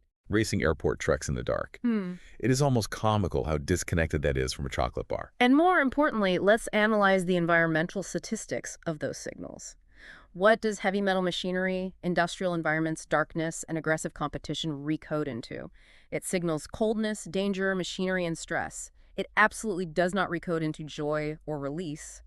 The autopilot experienced total cognitive dissonance. The sequel failed completely because they abandoned the science of signaling and relied on a subjective idea of what looked cool on film. Now, I want to introduce a nuance here and push back slightly on this idea that environmental statistics are universally shared by every human on Earth. Are they truly universal? Because I was reading the literature on perceptual psychology, and it brings up the Muller-Lyer optical illusion.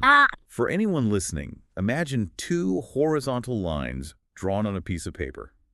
Both lines are exactly 3 inches long. But on the ends of the first line, There are arrows pointing inward, like the tips of a double-sided spear. On the ends of the second line, the arrows are pointing outward, like the inside corners of a room. To almost everyone listening in the Western world, the line with the outward pointing arrows looks significantly longer. It is a textbook perceptual illusion. The brain misinterprets the depth cues provided by the arrows. Yes, but here is the fascinating caveat. Anthropologists took this exact illusion to certain isolated African tribes, specifically communities where people are raised in entirely circular villages, living in round huts with domed roofs. Yeah. These people have never grown up in a carpentered world. Right? No right angles. They have never been surrounded by square buildings, sharp right angles, or boxed corners. And when they look at the Muller-Lyer lines, they are completely immune to the illusion. They see both lines as exactly the same length, because their specific cultural and physical environment never taught their autopilot that right angles indicate depth. Their environmental statistics are fundamentally different. That is a phenomenal point, and it introduces a crucial refinement to the theory. While basic biological mappings like sharp teeth meaning danger are universal, complex cultural signals are entirely dependent on the specific environment the audience was raised in. Which means translating a brand, a product, or an ad campaign for a new demographic is exactly like translating a joke into a foreign language. If you just translate the literal explicit words and you completely ignore the cultural context, the local idioms, and the specific environmental statistics of that audience, the joke falls completely flat. No one laughs. The signals fail to recode into the intended concept. Exactly. So the ultimate practical takeaway for this entire process is that every single touch point of your business must be intentionally, scientifically designed for your specific audience. You cannot rely on gut feeling or what the CEO thinks looks pretty. From the physical shape of your packaging and the color of your Buy Now button, to the font on your website and the background music in your video, you have to ask a rigorous question. That's the question. What specific mental concept do these physical signals culturally associate with, and does that concept perfectly match the psychological job my customer is hiring me to do?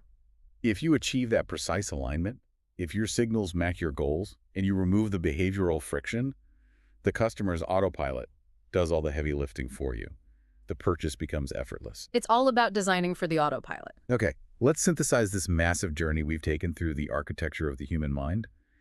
We started by dismantling the myth of the rational calculator, realizing that we operate on two distinct systems, and the fast, effortless, energy-conserving autopilot is driving the bus 95% of the time. We discovered that this autopilot makes complex purchasing decisions in mere milliseconds based on a deep evolutionary neurologic.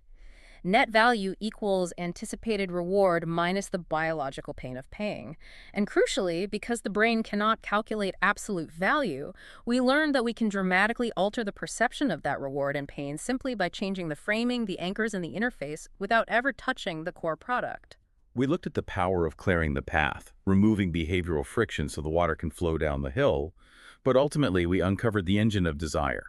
We do not buy physical products. We buy the implicit goals they help us achieve. We hire products to satisfy our deep evolutionary drives for security, autonomy, or excitement.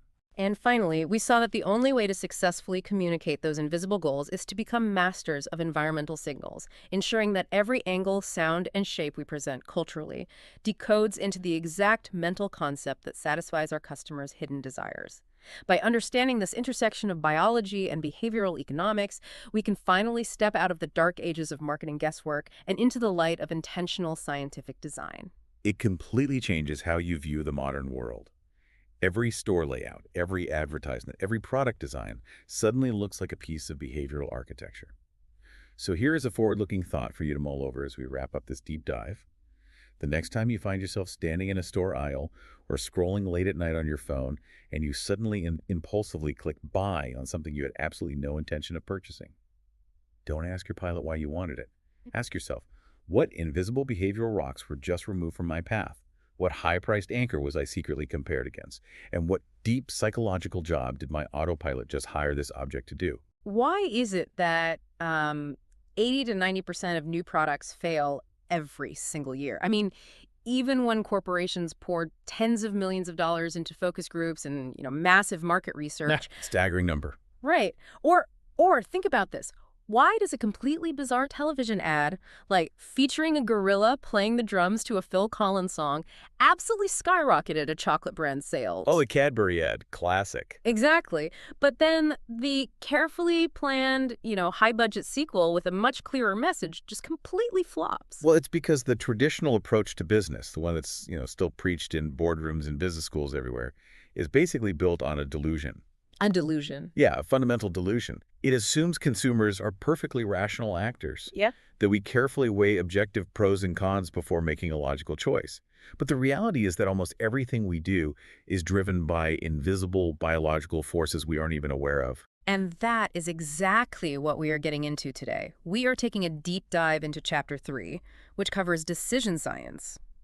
We're going to decode the hidden architecture of the human mind, really. Yeah, we're looking at the invisible forces that dictate consumer behavior. Right. So for anyone in business, entrepreneurship, or frankly, anyone who just wants to stop being manipulated by their own brain, this chapter is an absolute masterclass. It really is. We're going to learn how to stop guessing what people want and start designing experiences that human biology is like literally hardwired to say yes to. But to get to that point, we kind of have to fundamentally tear down how we view our own consciousness. Which is uncomfortable. Oh, very. Because we tend to think of ourselves as these, singular rational beings. Yeah. We identify entirely with that little voice inside our head. Right, the one that says, I'm choosing to buy this coffee. Exactly. But modern decision science, which pulls heavily from evolutionary biology and neuroscience, proves that this voice is rarely the one actually driving the car. So the text leans a lot on the Nobel Prize-winning framework by the psychologist Daniel Kahneman. And he basically shattered this whole illusion of the rational consumer. He did. He split the brain's decision-making processes into two totally distinct systems, System 1 and System 2. Right. But for the sake of not getting bogged down in all the academic jargon, the sources use a really fantastic metaphor here, the autopilot and the pilot. It's a great way to visualize it. Yeah, so let's break down the pilot first. Because when I think of a pilot, I picture the person, consciously gripping the yoke, staring at the instruments, fully in control of the plane. And that is exactly how System 2 feels to us. The pilot is our conscious, explicit reasoning. Okay. It's slow, it requires immense effort, it follows strict rules of logic, and, really importantly, it is serial. Serial, meaning it can only process one conscious thought at a time. Right, like try to multiply 17 by 24 in your head while simultaneously merging onto a busy highway in the pouring rain. Oh no, I definitely crash. Exactly, you just can't do it. Your conscious attention has a really hard bottleneck. We identify so strongly with the pilot because, well, that's where our self-awareness lives. Yeah, makes sense. But the harsh biological reality is that the pilot has an incredibly limited capacity. It maxes out at processing about 40 to 50 bits of information per second. Wait, I want to pause on that number, 40 to 50 bits.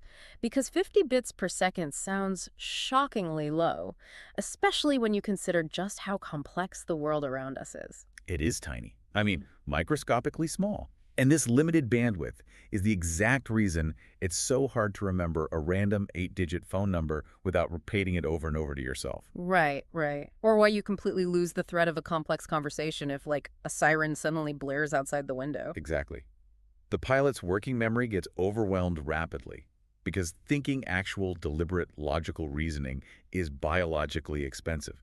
It burns a tremendous amount of glucose in the brain. So the brain is just trying to save energy. Always. Yeah. The brain wants to conserve energy at all costs. So the pilot is, by its evolutionary nature, incredibly lazy. Okay, so if the pilot is this lazy, easily overwhelmed entity that taps out at 50 bits a second, it clearly isn't the thing keeping us alive day to day. Not at all. So that brings us to System 1, the autopilot. Yes.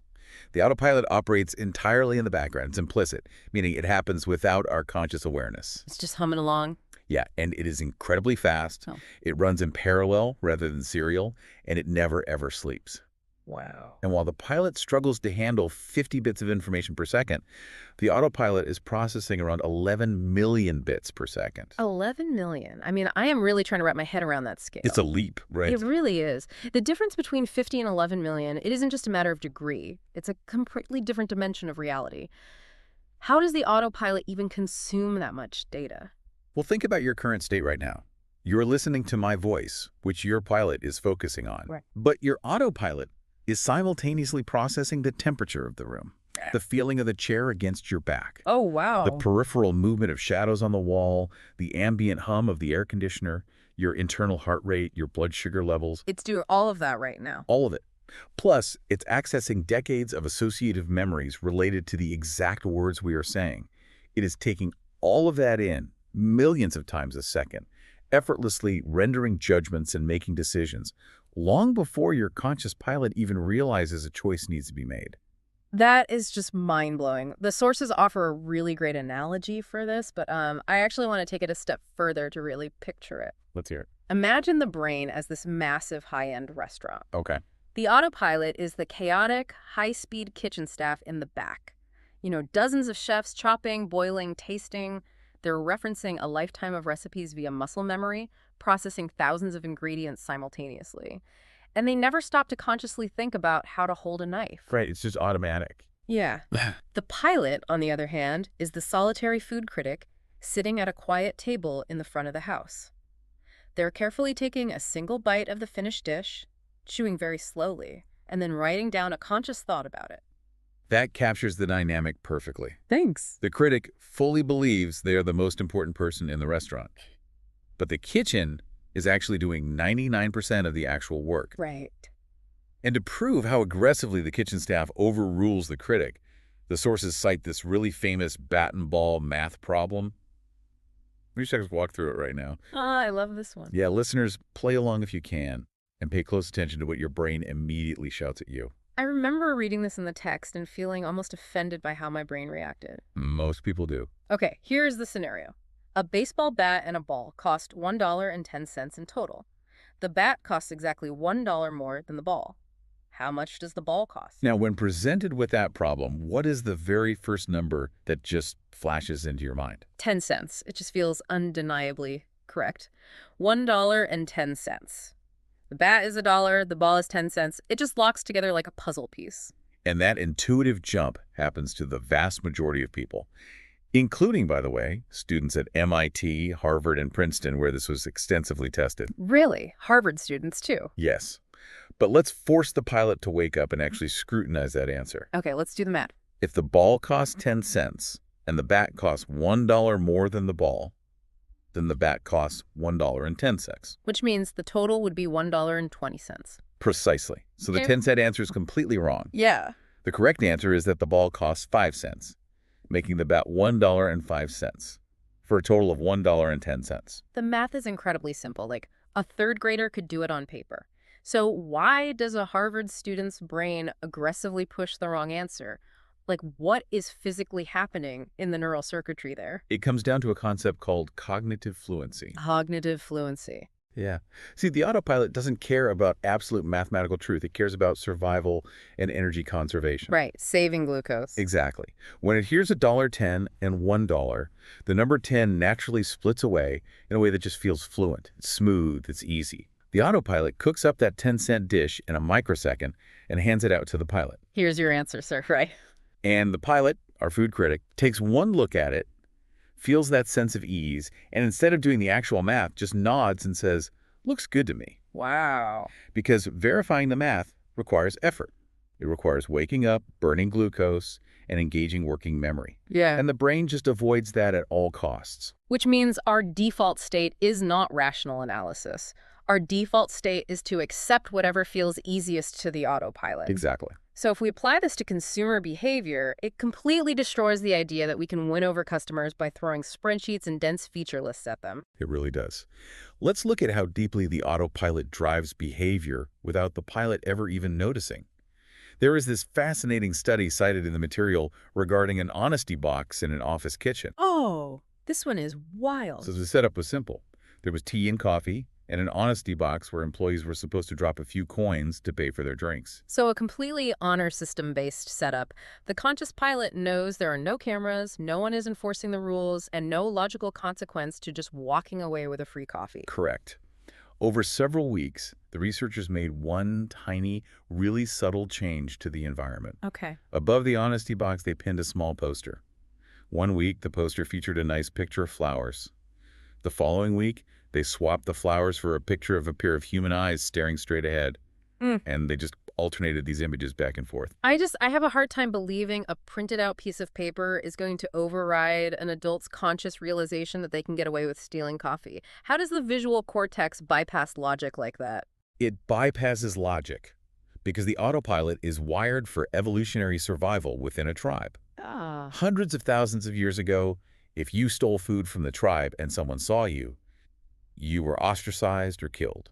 So it wasn't a moral issue? No, social compliance wasn't a moral choice. It was a life-or-death biological imperative. So when the employees walked into the kitchen during the eyes weeks, their conscious pilot just saw a wall with a poster. Right. But their autopilot, which is processing 11 million bits a second, instantly detected the specific visual geometry of eyes. Wow. And it triggered an ancient, deeply ingrained alarm system, basically saying, we are being watched. Comply with the social rules. And what actually happened to the money in the box? On the weeks the eyes were displayed, the monetary contributions were nearly 3 times higher than on the weeks the flowers were displayed. 3 times higher. Yes. And here's the kicker. If you interview those people afterward and asked why they paid more that week, not a single one would say, because the picture of the eyes made me do it. Because they didn't know. Exactly. They would likely invent a rationalization, like, oh, I just felt like doing the right thing today. The pilot constantly makes up logical stories to explain the actions the autopilot has already taken. Man. Which forces us to ask a rather uncomfortable question about modern marketing. Go ahead. If the autopilot is processing millions of bits of data, identifying these deep evolutionary cues, and steering our physical behavior without our conscious awareness, is the billions of dollars we spend marketing to the conscious pilot just a colossal waste of money? It's a fair question. Like, we build these hyper-logical landing pages with comparison charts, assuming the consumer is actually doing math. Well, the science firmly suggests that over-indexing on rational argument is a failing strategy. You really cannot win a debate with the pilot because the autopilot has already made the decision before the debate even begins. Wow. And we can literally see this happening inside an fMRI scanner. Oh, right, the brain scans. Yeah. Researchers put consumers inside these massive magnetic imaging machines to observe real-time blood flow in the brain while showing them different brand logos. Okay, stop right there. I want to understand the actual mechanics of this. When they look at the scans, what are they actually measuring to determine if a brand is working? Good question. They are looking at the BOLD signal, that's blood oxygen level dependent imaging. Okay. When a specific area of the brain works harder, it requires more oxygen. Yeah. So blood flow naturally increases to that region. Makes sense. So when they showed consumers pairs of competing brands like Coke versus Pepsi or BMW versus Mercedes, they noticed a really distinct pattern. What was it? If a consumer was shown a brand they didn't really care about or a brand that was maybe their second choice, regions in the prefrontal cortex lit up. Meaning blood was rushing there. Exactly. Yeah. Blood rushed to the areas responsible for working memory, calculation, and explicit reasoning. The pilot basically had to wake up to evaluate the option. Because it's an unfamiliar problem. The brain is basically saying, I don't know this terrain. I need to dedicate precious energy to figure out if this is safe or valuable. Exactly right. But when the researchers showed the consumer their absolute favorite brand, their first choice brand, the scans revealed a phenomenon called cortical relief. Cortical relief. I love that phrase. It sounds like taking off a heavy backpack after a really long hike. It really does. What is physically happening during that? Blood flow literally drains away from the prefrontal cortex. It drains away. Yeah. The conscious analytical areas of the brain just deactivate. The brain relaxes because the autopilot instantly recognizes the visual signals of the brand. It accesses the associative memory of past rewards and just says, we know this is good, no need to think. Wow. It takes over the decision entirely, completely bypassing the effortful pilot. For the brain, choosing the favorite brand is literally a survival mechanism to conserve glucose. That completely reframes the objective of business. Like, the goal isn't to convince the customer that your product has 5% more battery life or, a slightly better warranty. Yeah. The goal is to build what the text calls mental availability. You want to engineer your brand signals so consistently that choosing you becomes an automatic, intuitive reflex. Yes. You want to be the brand that allows the consumer's brain to shut off and take a nap. If you force the consumer to think too hard, like if your pricing is confusing, if your packaging is cluttered, if your message requires deep analysis, you wake up the pilot. You don't want to do that. No, because the moment the critical, skeptical pilot is awake, you are in trouble. It will immediately start looking for reasons to say no. Okay, so this raises a massive structural question for me. Sure. If the autopilot is flying the plane and actively rejecting complex math, how does it actually calculate which brand to choose? It must have some internal formula it's running. It does. Which leads us right into the neurologic of a purchase decision. The text argues this all comes down to one deceptively simple equation. Net value equals reward minus pain. Right. And on the surface, that looks like basic high school economics. You get a product, you pay a price. Sure. But the decision science definition of reward and pain is radically different from the spreadsheet version. How so? Traditionally, businesses assume the reward is just the functional utility of the product, like a drill makes a hole. Right. And they assume the pain is just the dollar amount on the price tag. But the autopilot does not calculate value in a vacuum. It uses both explicit and, more importantly, implicit inputs. Okay, let's break those apart because that's crucial. Let's do it. Explicit reward is easy enough to grasp. It's the objective fact. The car has 4 wheels and gets me to work. Right. And the explicit cost is the literal $30,000 I have to transfer from my bank account.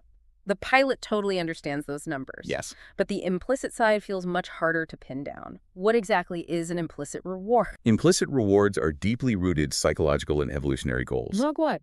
Like, does this luxury car signal status to my tribe? Does buying this organic food make me feel like a responsible parent?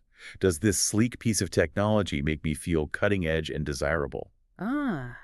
The autopilot assigns a massive, tangible neurological value to those implicit feelings.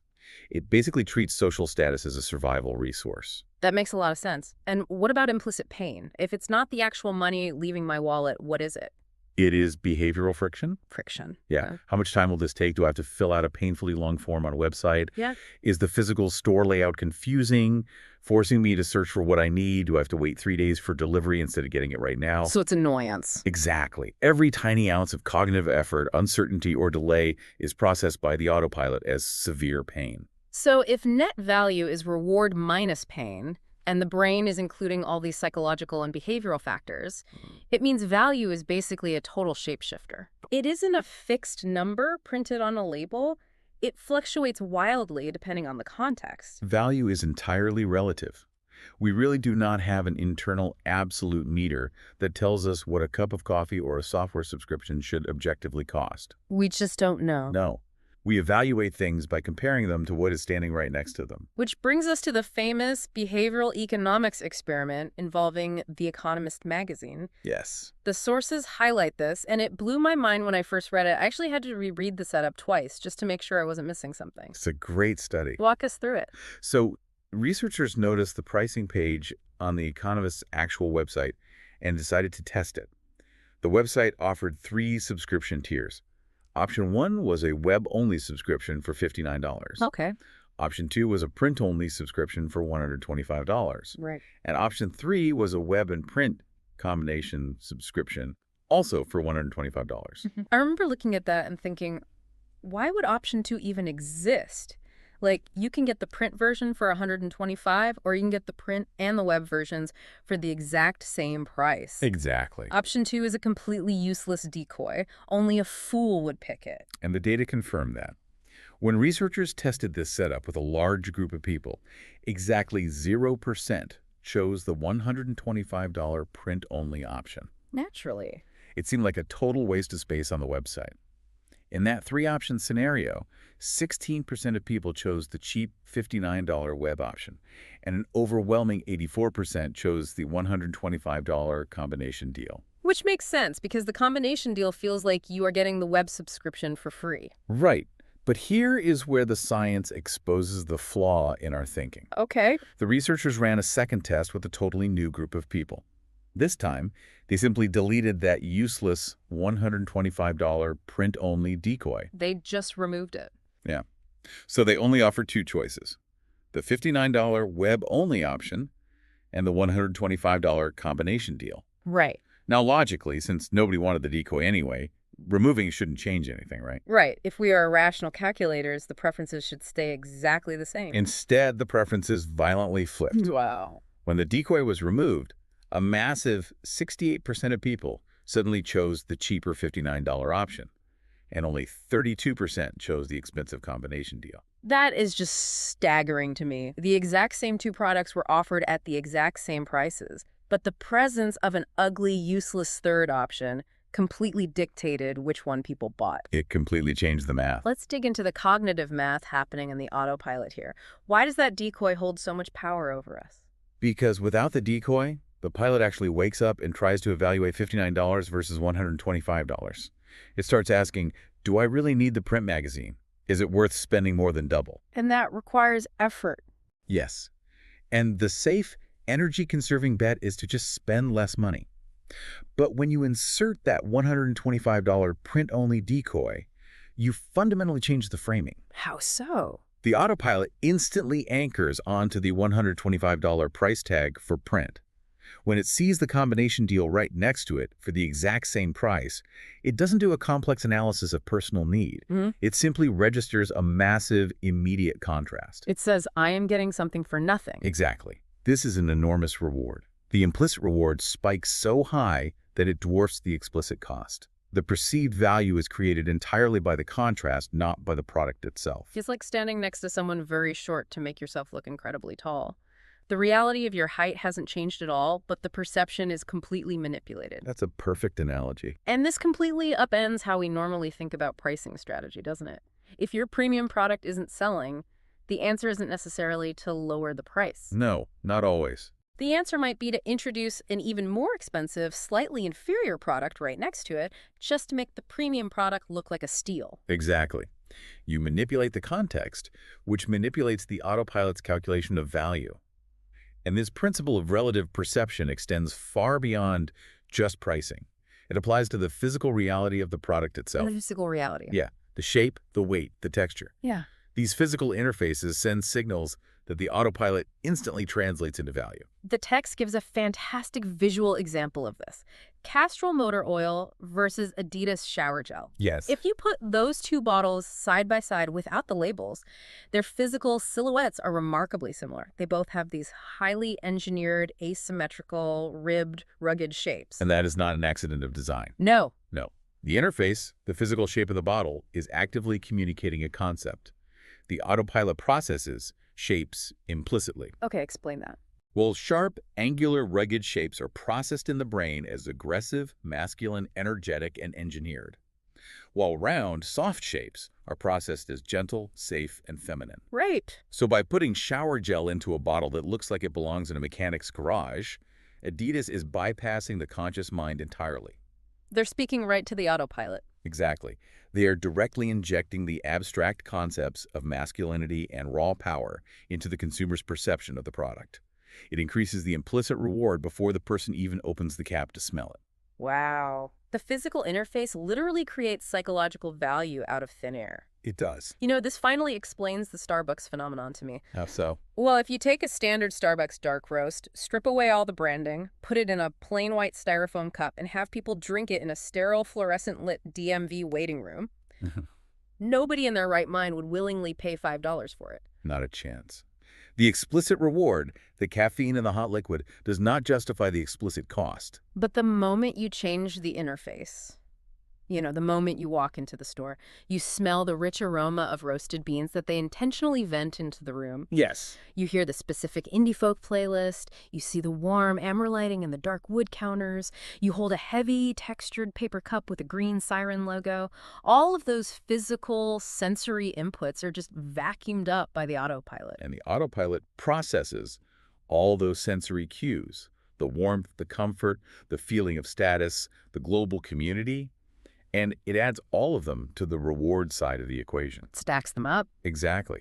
Because the implicit reward skyrockets, the net value becomes highly positive.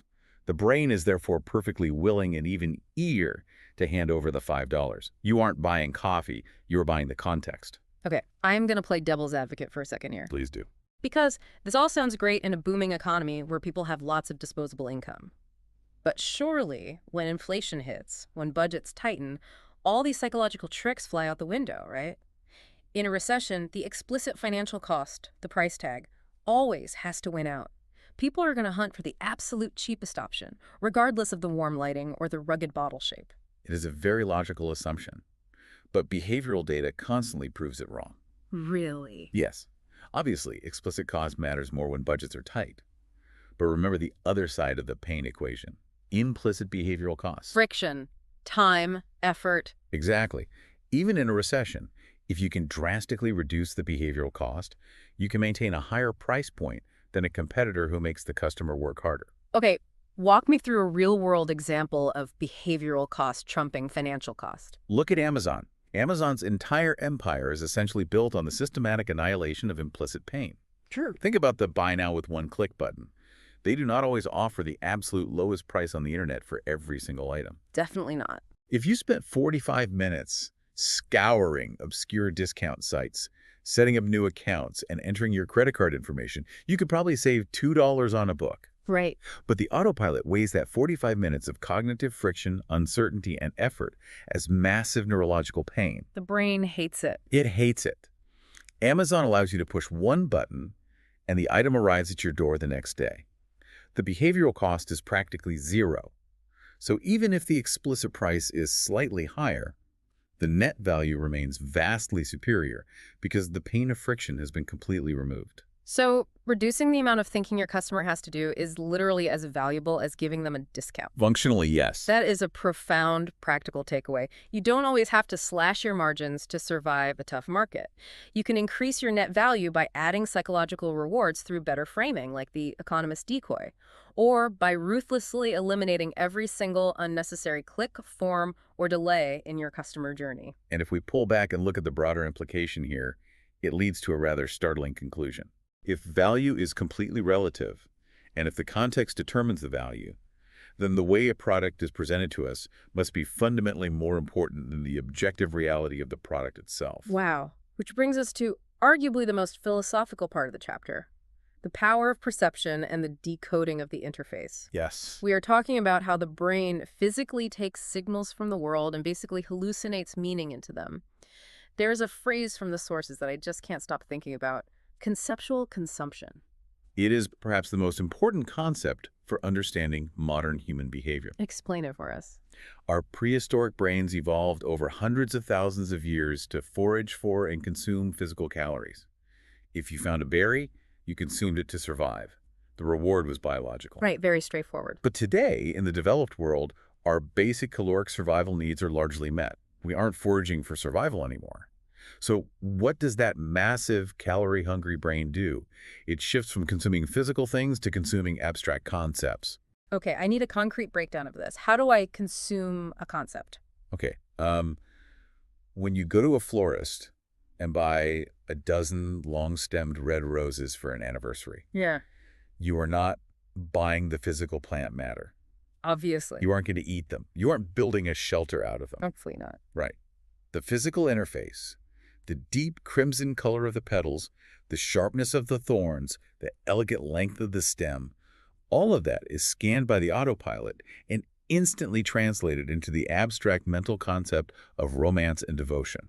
Ah, I see. You are buying and consuming the concept. The physical item is just a delivery mechanism for the psychology. So our brains act as constant translators, decoding physical shapes, colors, and sounds into abstract meaning. Constantly. And the text suggests this translation process is so dominant that it actually overrides objective physical reality. It overrules reality all the time. Let's look at volume perception as an example. Oh, The autopilot relies on heuristics, mental shortcuts, to make fast judgments.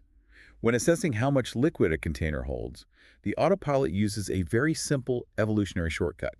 Height equals volume. Height equals volume. Yes, tall things look bigger to the brain than wide things. So if you pour the exact same 8 ounces of liquid into a tall, thin glass and a short, wide glass, your brain will emphatically tell you that the tall glass contains significantly more liquid. But surely if I pick them up or if I pour them myself, my pilot will wake up and realize they are exactly the same. You would think so, but the illusion persists even for experts. Really? Yes. The sources highlight a phenomenal study involving a group of professional nutrition experts at an ice cream social. Oh, this is the bowl study. Exactly. These are people with PhDs whose literal job is to study food portions, caloric intake, and volume. They are the ultimate pilots when it comes to food. Exactly. The researchers randomly split the experts into 2 groups. Group A was given a standard-sized bowl. Group B was given a slightly larger bowl. And they just let them serve themselves ice cream. Yes. If anyone should be immune to visual illusions regarding food volume, it's these people. Yet, the nutrition experts who were handed the larger bowl served themselves 31% more ice cream than the group with the standard bowl. 31%. And when they introduce a larger serving scoop into the mix, they serve themselves 14% more. Did the researchers tell them afterward, like, did the experts realize that their brains were being tricked by the ceramic dish? They were completely oblivious. Wow. They were entirely unaware that the physical interface, the bowl, was dictating their physical behavior. The autopilot saw a large empty space in the bowl, interpreted it as scarcity, and automatically scooped more ice cream to achieve the concept of a full bowl. Think about the implications of that for a moment. It's like looking at a restaurant menu. The menu is the interface, the typography they choose, whether a dish is placed in the top right corner, whether they put a delicate little box around the most expensive steak. That paper interface completely rewires what your brain craves and what you ultimately order. It raises a totally fascinating question. From the perspective of the human brain, does the product even exist independently of its interface? Neurobiologically speaking, no. No. The interface is the product. The signals you send are the literal reality the consumer's brain constructs. There is no objective product hiding behind the curtain.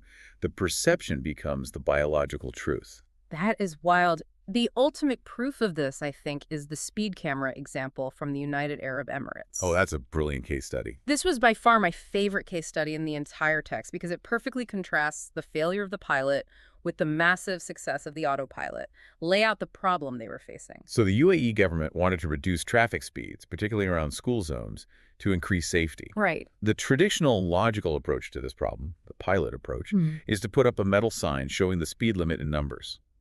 If a driver exceeds the limit, a hidden camera takes a picture of their license plate, and a few weeks later, a financial fine arrives in the mail. Which is an incredibly abstract system when you think about it. You have to read a number, check your speedometer, compare the two, and then conceptually imagine a loss of money occurring a month in the future. We've already established the autopilot is terrible at projecting the future. Exactly. It relies entirely on the lazy pilot to process delayed consequences. Yeah. And it just wasn't working well enough. People were still speeding. So what do? They completely changed the interface to speak directly to the autopilot. They installed dynamic digital signs that tracked the speed of approaching cars. Yeah. But instead of just flashing numbers, they used faces. Faces. Yes. If you were driving under the speed limit, the sign lit up with a bright green smiling face. But if you were speeding, the sign displayed a harsh, red, deeply frowning face. I can instantly feel the difference in my gut just hearing you describe it. Why is a cartoon face so much more powerful than a real financial threat? Because the autopilot doesn't have an evolutionary framework for traffic fines. It's a modern invention. But it has hundreds of thousands of years of deep-seated wiring dedicated to reading facial expressions. There is literally an entire region of the brain, the fusiform face area, specifically optimized for this. Wow. A frowning, angry face in our evolutionary past meant social rejection, which meant banishment, which meant death. When a driver sees that red frowning face, they don't consciously calculate anything. They feel an immediate visceral punch of social shame and rejection. The brain reacts to the sign as if a disappointed elder of the tribe is just staring them down. Exactly. That immediate, tangible interface altered physical driving behavior far more effectively than the abstract threat of a delayed penalty. It addressed the brain in the language it actually understands. So the overarching lesson here is that you must ruthlessly audit every single touch point of your business. Your website layout, the unboxing experience, the tone of voice in your customer service emails. You have to ensure that every physical and digital signal you are emitting perfectly translates into the precise mental concept you want the consumer to consume. If you want them to feel trust, what does trust look like as a shape? What does it sound like? And once you accept that the interface creates reality, you can start intentionally engineering that interface using specific psychological rules. Which brings us to heuristics. Yes, the autopilot relies heavily on heuristics, which are essentially evolutionary shortcuts. The sources break down 3 meta principles to optimize these shortcuts and grease the path to purchase: tangibility, immediacy, and certainty. Let's take these one by one. If our brains are so easily tricked by shapes and faces, how do we process tangibility? Why is it the very first meta principle? Tangibility is the requirement that the autopilot needs physical sensory signals to react. It is completely blind to abstract claims. So words don't matter as much. It's exactly. If you build a landing page and write, "We offer the highest quality service," in bold text, the autopilot completely ignores it. Mm. Quality is an abstract concept. You have to make the quality tangible to the senses. Think about Apple products. They don't just say our laptops are well built. They make the chassis out of a single block of cold, heavy aluminum. They engineer the hinge of the laptop screen so it has the exact right amount of resistance to be opened with one finger. Yes. They design the magnetic charger to produce a satisfying physical click. Those tangible, tactile signals tell the autopilot this is premium engineering, far better than any marketing copy ever could. If the signal isn't tangible to the senses, it basically doesn't exist. Precisely. And that leads directly into the second principle. Immediacy. This taps into a known psychological flaw called future discounting. The idea that we value things right now much more than we value things in the future. Exactly. The autopilot evolved in a brutal, unpredictable environment where survival was a day-to-day proposition. You couldn't save a piece of meat for next year. It would rot. Right. So the brain is wired to prioritize immediate rewards and heavily discount future rewards. But more importantly, it wants to delay pain for as long as possible. Okay. In fMRI studies, when people are asked to think about their future selves 10 years from now, the brain regions that light up are the exact same regions that light up when they think about a complete stranger. Wait, really? Neurologically speaking, I view future me as a totally different person. Yes. That is unbelievable. Which is why it is so incredibly difficult to get people to eat healthy, exercise, or save money. The immediate pain of not eating the donut is felt by present you, but the future reward of being healthy is given to stranger you. And the autopilot refuses to make that trade. It hates that trade. This absolutely perfectly explains the Save More Tomorrow pension plan example from the sources. Because getting people to put money into a 401k is notoriously hard. The friction and pain are immediate. You have to fill out confusing paperwork, and worse, your paycheck physically shrinks today. The pain is immediate, but the reward, a comfortable retirement, is 3 decades away, given to a stranger. The behavioral economist Richard Thaler understood this structural flaw perfectly, and he redesigned the interface to hack the principle of immediacy. He created the Save More Tomorrow program. How did it work?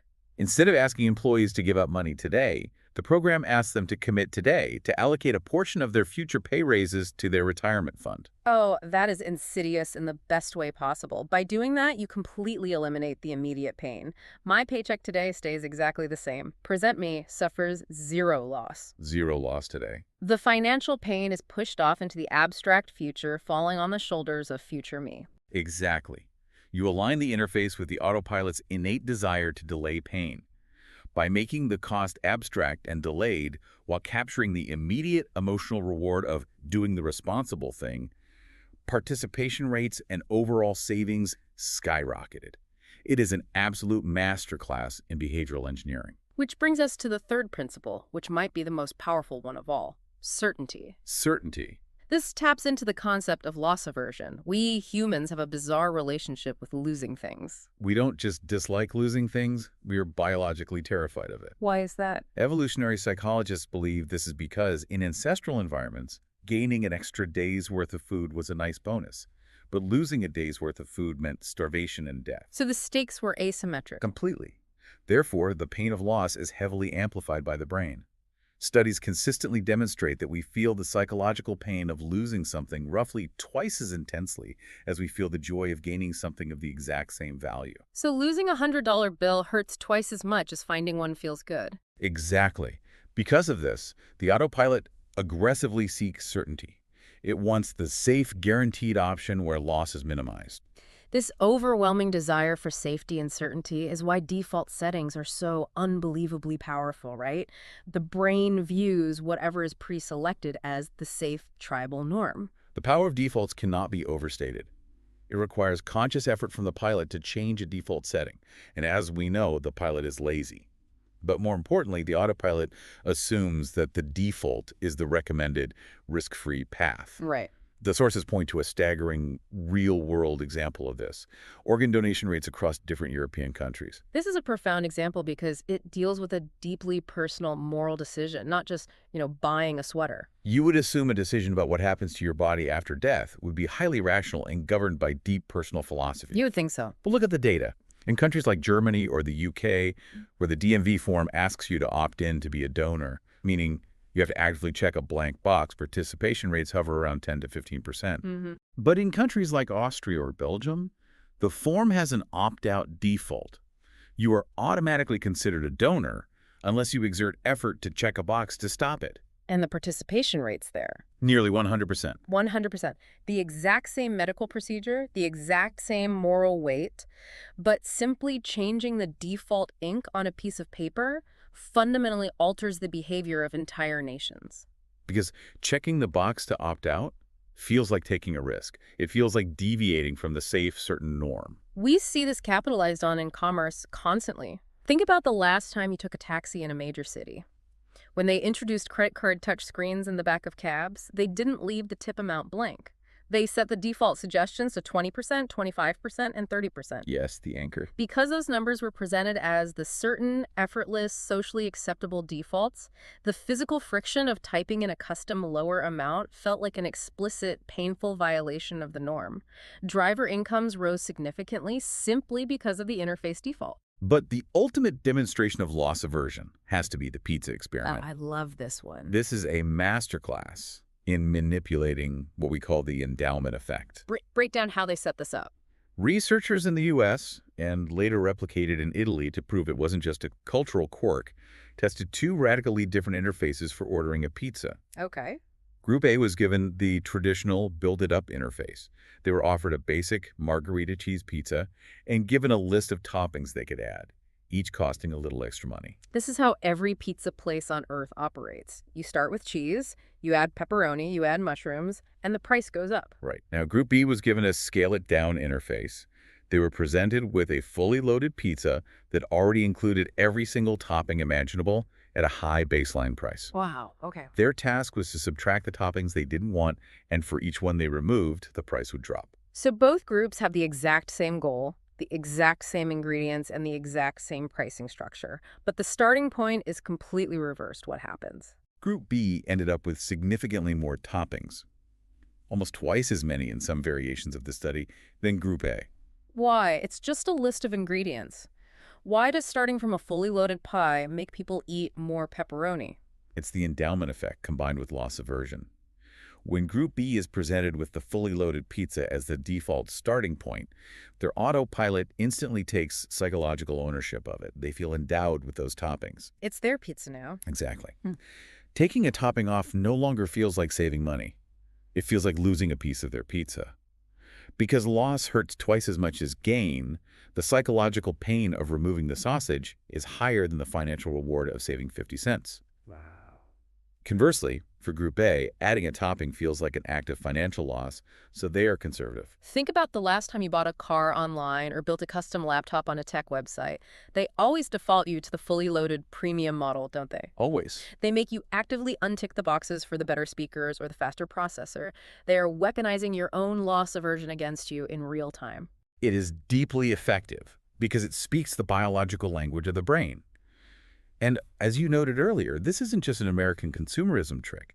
The fact that the pizza experiment worked identically in Italy proves that these heuristics, tangibility, immediacy, certainty, loss aversion, are deeply rooted, universal human hardware. They transcend culture. So as a practical takeaway, if you want people to choose your product, you have to engineer the reward to be overwhelmingly tangible, immediate, and certain.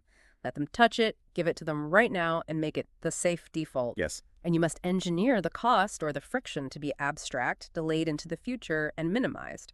You grease the slide so the autopilot slips right down without waking up the pilot. That is the mechanical how of decision science. Yeah. We now know exactly how the brain filters choices and processes value in the moment. Right. But we still have one massive glaring hole in this entire framework. We do. We haven't answered the deepest question of all. Why do we want to buy anything in the first place? What is the spark that ignites this entire neurological machine? Exactly. If I am perfectly content sitting on my couch, my autopilot is resting, my pilot is asleep, what actually forces me to get off the couch, get in the car, and go to the store? This brings us to the final concept of the chapter, goals, the underlying engine of all behavior. Everything we have discussed, the net value equation, the interface framing, the heuristics, none of it matters if the consumer isn't motivated. Motivation is the absolute prerequisite for action. Okay. And from a neuropsychological standpoint, motivation is entirely defined by the pursuit of active goals. Consumers do not buy products because they admire your corporate synergy or your brand's mission statement. They hire your product to achieve a specific goal, to get a specific job done in their life. This is often referred to as the jobs to be done framework. It completely upends how companies normally categorize their competition. Explain what goal-based categorization means for the autopilot. Well, traditional business structures the world by product category. We think aisle 4 is the beverage category, aisle 5 is the snack category, Coke competes with Pepsi. But the autopilot doesn't view the world through inventory spreadsheets. It views the world through the lens of active goals. It scans the environment and lumps completely disparate products together based solely on their ability to fulfill the specific goal active at that moment. I think we need the classic case study to make this click. The text details the famous milkshake example, which is legendary in market research. Set the stage for us. So, a major fast food chain wanted to increase their milkshake sales. They did exactly what business school tells you to do. They gathered a focus group of typical milkshake buyers, put them in a room, and asked the pilot, how can we make this better? Do you want it thicker, sweeter, more chocolatey? The standard logical questions. Right. They took that rational feedback, reformulated the milkshakes, and launched the new product. And the result. Fatline, sales didn't budge a single inch. Because the focus group was basically a lie. The consumer's conscious pilots were just inventing logical-sounding answers about thickness and sweetness, totally disconnected from why their autopilots actually bought the shakes. Exactly. So the researchers scrapped the focus groups and went to the restaurants. They sat there for hours, just observing when people bought milkshakes. And they noticed a bizarre anomaly. A massive percentage of milkshakes were being sold before 8:30 in the morning. Before 8:30. Yes, and they were being bought by people who were alone, who didn't buy any other food, and who immediately got into their cars and drove away. Putting a massive cup of liquid sugar at 7 a.m. is objectively irrational. Why were they doing it? The researchers intercepted these morning buyers and interviewed them to uncover the active goal. They discovered these people had a very specific job they needed to get done. What was it? They had a long, boring morning commute ahead of them. The goal was twofold: keep their dominant hand occupied to break the monotony of the drive and consume something heavy enough to stave off hunger until a noon lunch. And when you view it through the lens of that specific goal, a thick milkshake is an absolute masterpiece of engineering. It really is. It takes 20 minutes to suck through a thin straw, giving you something to do. It fits perfectly in a cup holder, it's clean, unlike a crumbly pastry, and it sits heavy in the stomach. Precisely. But here is the massive paradigm shift. When you understand the goal, you realize who the real competition is. In the morning commute scenario, the milkshake isn't competing against a Burger King milkshake or a Wendy's Frosty. Right. It is competing against bagels, bananas, donuts, and Snickers bars. And it beats all of them. A bagel covers your steering wheel in crumbs and requires 2 hands. A banana is consumed in 3 bites and leaves you hungry by 10 a.m. In the context of the boring commute goal, the milkshake has the highest goal value. The autopilot does the math, assigns the highest reward to the shake, and ignores the traditional food categories entirely. The winner takes all. This realization completely destroys the reliance on traditional demographic marketing. Traditional demographics would look at a 55-year-old corporate banker in a bespoke suit and a 19-year-old college student in pajama pants and put them in completely different marketing buckets. They would never show them the same ad. But if the banker and the student are both facing a 45-minute bumper-to-bumper commute at 7 a.m., then their active psychological goal is identical, and their autopilots will assign the exact same high value to the exact same milkshake. You do not market to the demographic, you market to the active goal. this implies that if a brand can associate itself deeply enough with a specific goal, the brain will automatically reach for it whenever that goal arises. And the sources prove that this association can be triggered entirely implicitly without us ever noticing. Yes. This brings us to the phenomenon of priming, which is arguably the closest thing to mind control in behavioral science. Let's hear it. Our brains are built on associative memory networks. When you experience a brand consistently over time, the autopilot wires the visual signals of that brand to specific psychological concepts. The text details a jaw-dropping experiment comparing Apple and IBM. Walk us through how they set up this priming experiment, because it sounds like science fiction. Researchers brought a group of people into a lab and sat them in front of computer screens. They told them they were doing a visual acuity test. Flashes of light would appear on the screen, and they had to press a button. Okay, simple enough. But subliminally, lasting only milliseconds, too fast for the conscious pilot to register, the screen flashed either the Apple logo or the IBM logo. Half the group was subliminally exposed to Apple, the other half to IBM. So consciously, they saw nothing but random flashes of light. Correct. After the subliminal exposure, the researchers gave both groups a classic creativity test. They asked them to come up with as many unconventional uses for a standard red brick as possible. A test to see how outside the box they could think. Let me guess, the Apple group suddenly turned into Steve Jobs. The results were statistically massive. The group subliminally exposed to the Apple logo not only generated significantly more ideas, but when independent judges rated those ideas, the Apple group's answers were scored as objectively more creative and innovative than the IBM group's. Just from their retinas absorbing a fleeting image of a piece of fruit. How is that physically possible? How does a logo change cognitive output? It's associative neural wiring. Over decades of brilliant marketing, the 1984 ad, the Think Different campaign, the sleek product design Apple successfully wired its brand signals to the abstract psychological goal of rebellion, creativity, and breaking the mold. IBM, conversely, wired its signals to stability, logic, and corporate efficiency. Wow. When the autopilot subliminally detected the Apple logo, it automatically activated the creativity behavioral script in the brain. The subjects literally behaved more creatively because the interface of the logo primed their neural network to do so. So if my active goal in a given moment is to feel creative or express my individuality, my autopilot spans the environment, sees an Apple product, and assigns it an astronomically high goal value. The choice becomes a reflex. Absolutely. The practical takeaway here is monumental. You have to stop defining your market by what your product physically is. You have to define it by the psychological job it performs. Ask yourself right now, what specific underlying emotional or psychological job is my customer hiring my brand to do today? Are they hiring me for status, for safety, to alleviate boredom, to feel like a rebel? That's the exact right question. If you can identify that goal and perfectly align your tangible signals to it, you aren't just selling a feature, you are providing neurological fulfillment. When you connect the tangible, immediate, and certain signals of your interface directly to the active psychological goal of your customer, you create an offering that the autopilot physically cannot resist. Okay, we have covered an immense amount of scientific ground today. Let's pull all of this together and synthesize it. If a listener is going to remember one core insight from Chapter 3 to apply to their business or their life tomorrow, what is the soul of this material? The ultimate realization is that the rational, calculating consumer is a myth. A complete myth. Yes, we are deeply goal-driven, context-sensitive biological creatures who rely on an immensely powerful, invisible autopilot to navigate a complex world and conserve energy. Successful business is not about arguing facts and features with the conscious pilot. It is about understanding and speaking to the hidden architecture of the mind.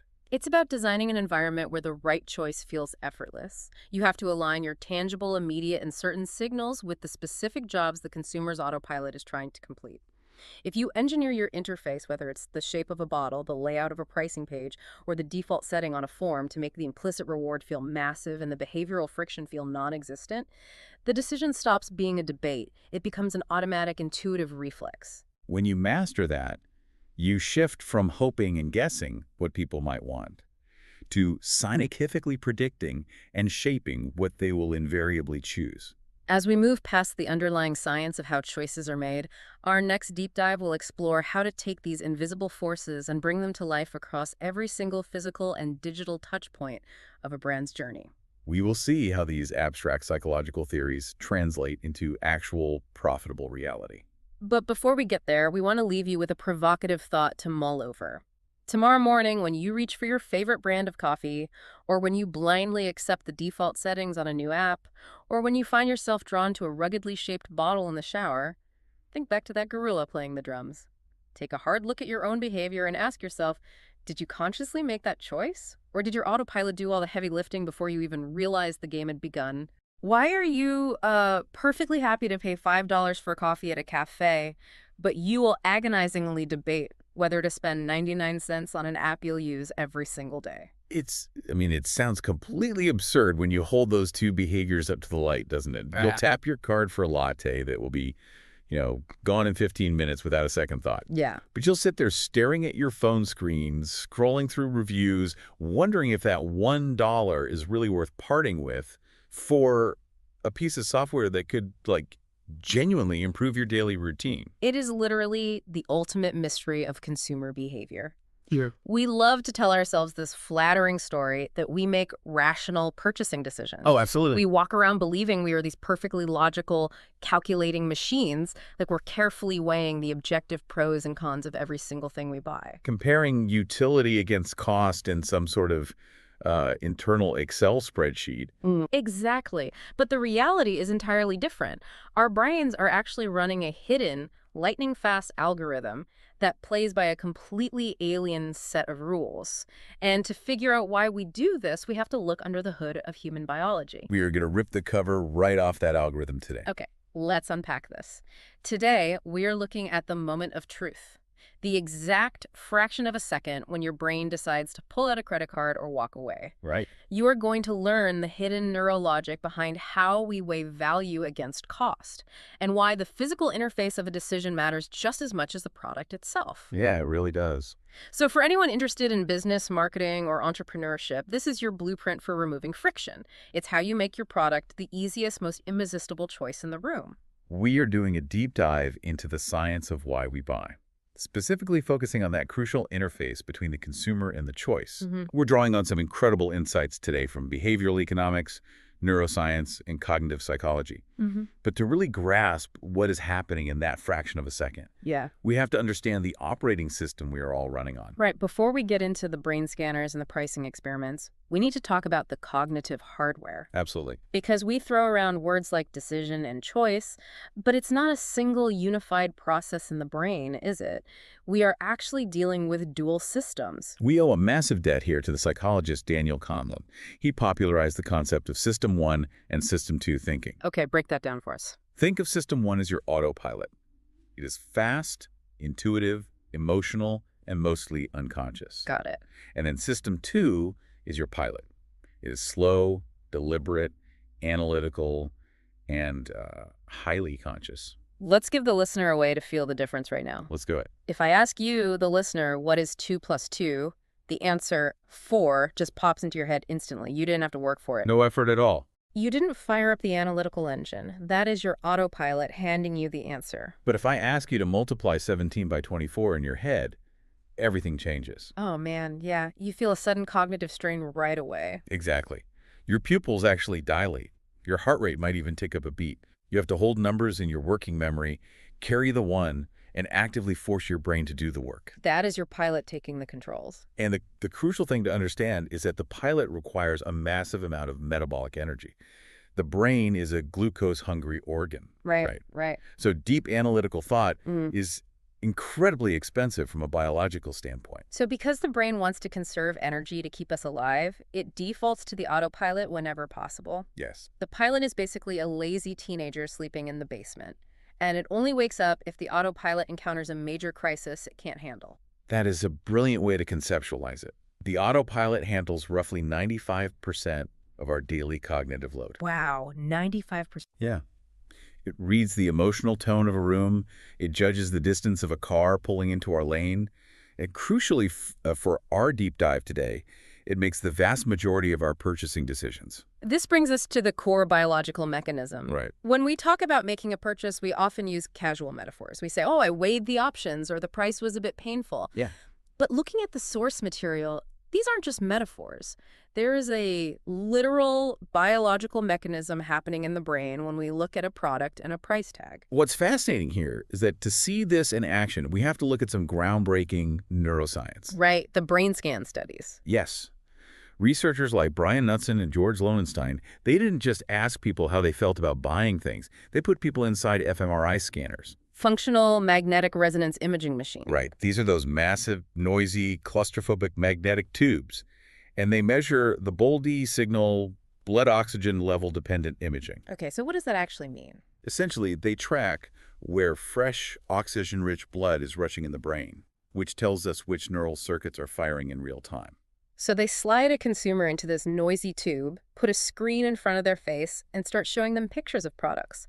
like a box of Godiva chocolates, followed by a price tag.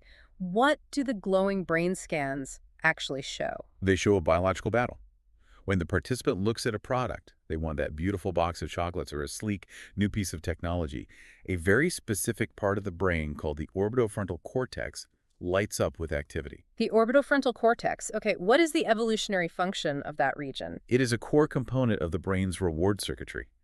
It is heavily involved in processing the anticipation of pleasure. Anticipation of pleasure. Right. When a hunter-gatherer ancestor spotted a bush full of ripe, calorie-dense berries, their orbitofrontal cortex would have flared up, flooding their system with dopamine. Essentially shouting, yes, pursue that. That will help us survive and feel good. So, my brain looks at a fancy pair of shoes or a high-end laptop the exact same way a caveman looked at a berry bush. Yes. It sees a potential reward, whether that reward is calories, status, comfort, or entertainment. The neural circuitry doesn't care about the modern context. It just registers valuable resource. Wow. But the story takes a sharp turn when the screen inside the fMRI scanner flashes the price tag for that product. Oh, here we go. Seeing the price does not engage the prefrontal cortex. That's the analytical math processing center of the brain. So it's not doing math. No, it doesn't trigger a calm, logical calculation of utility. Instead, the scanner shows a massive rush of blood to a region called the insula. The insula, and why is that significant? The insula is the area of the brain heavily associated with the experience of physical pain and disgust. Wait. Yeah, if you smell rotting meat, your insula fires.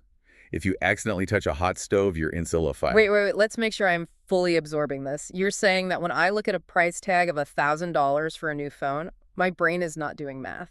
Not at all. My brain is experiencing a localized neural simulation of stepping on a nail or smelling sour milk.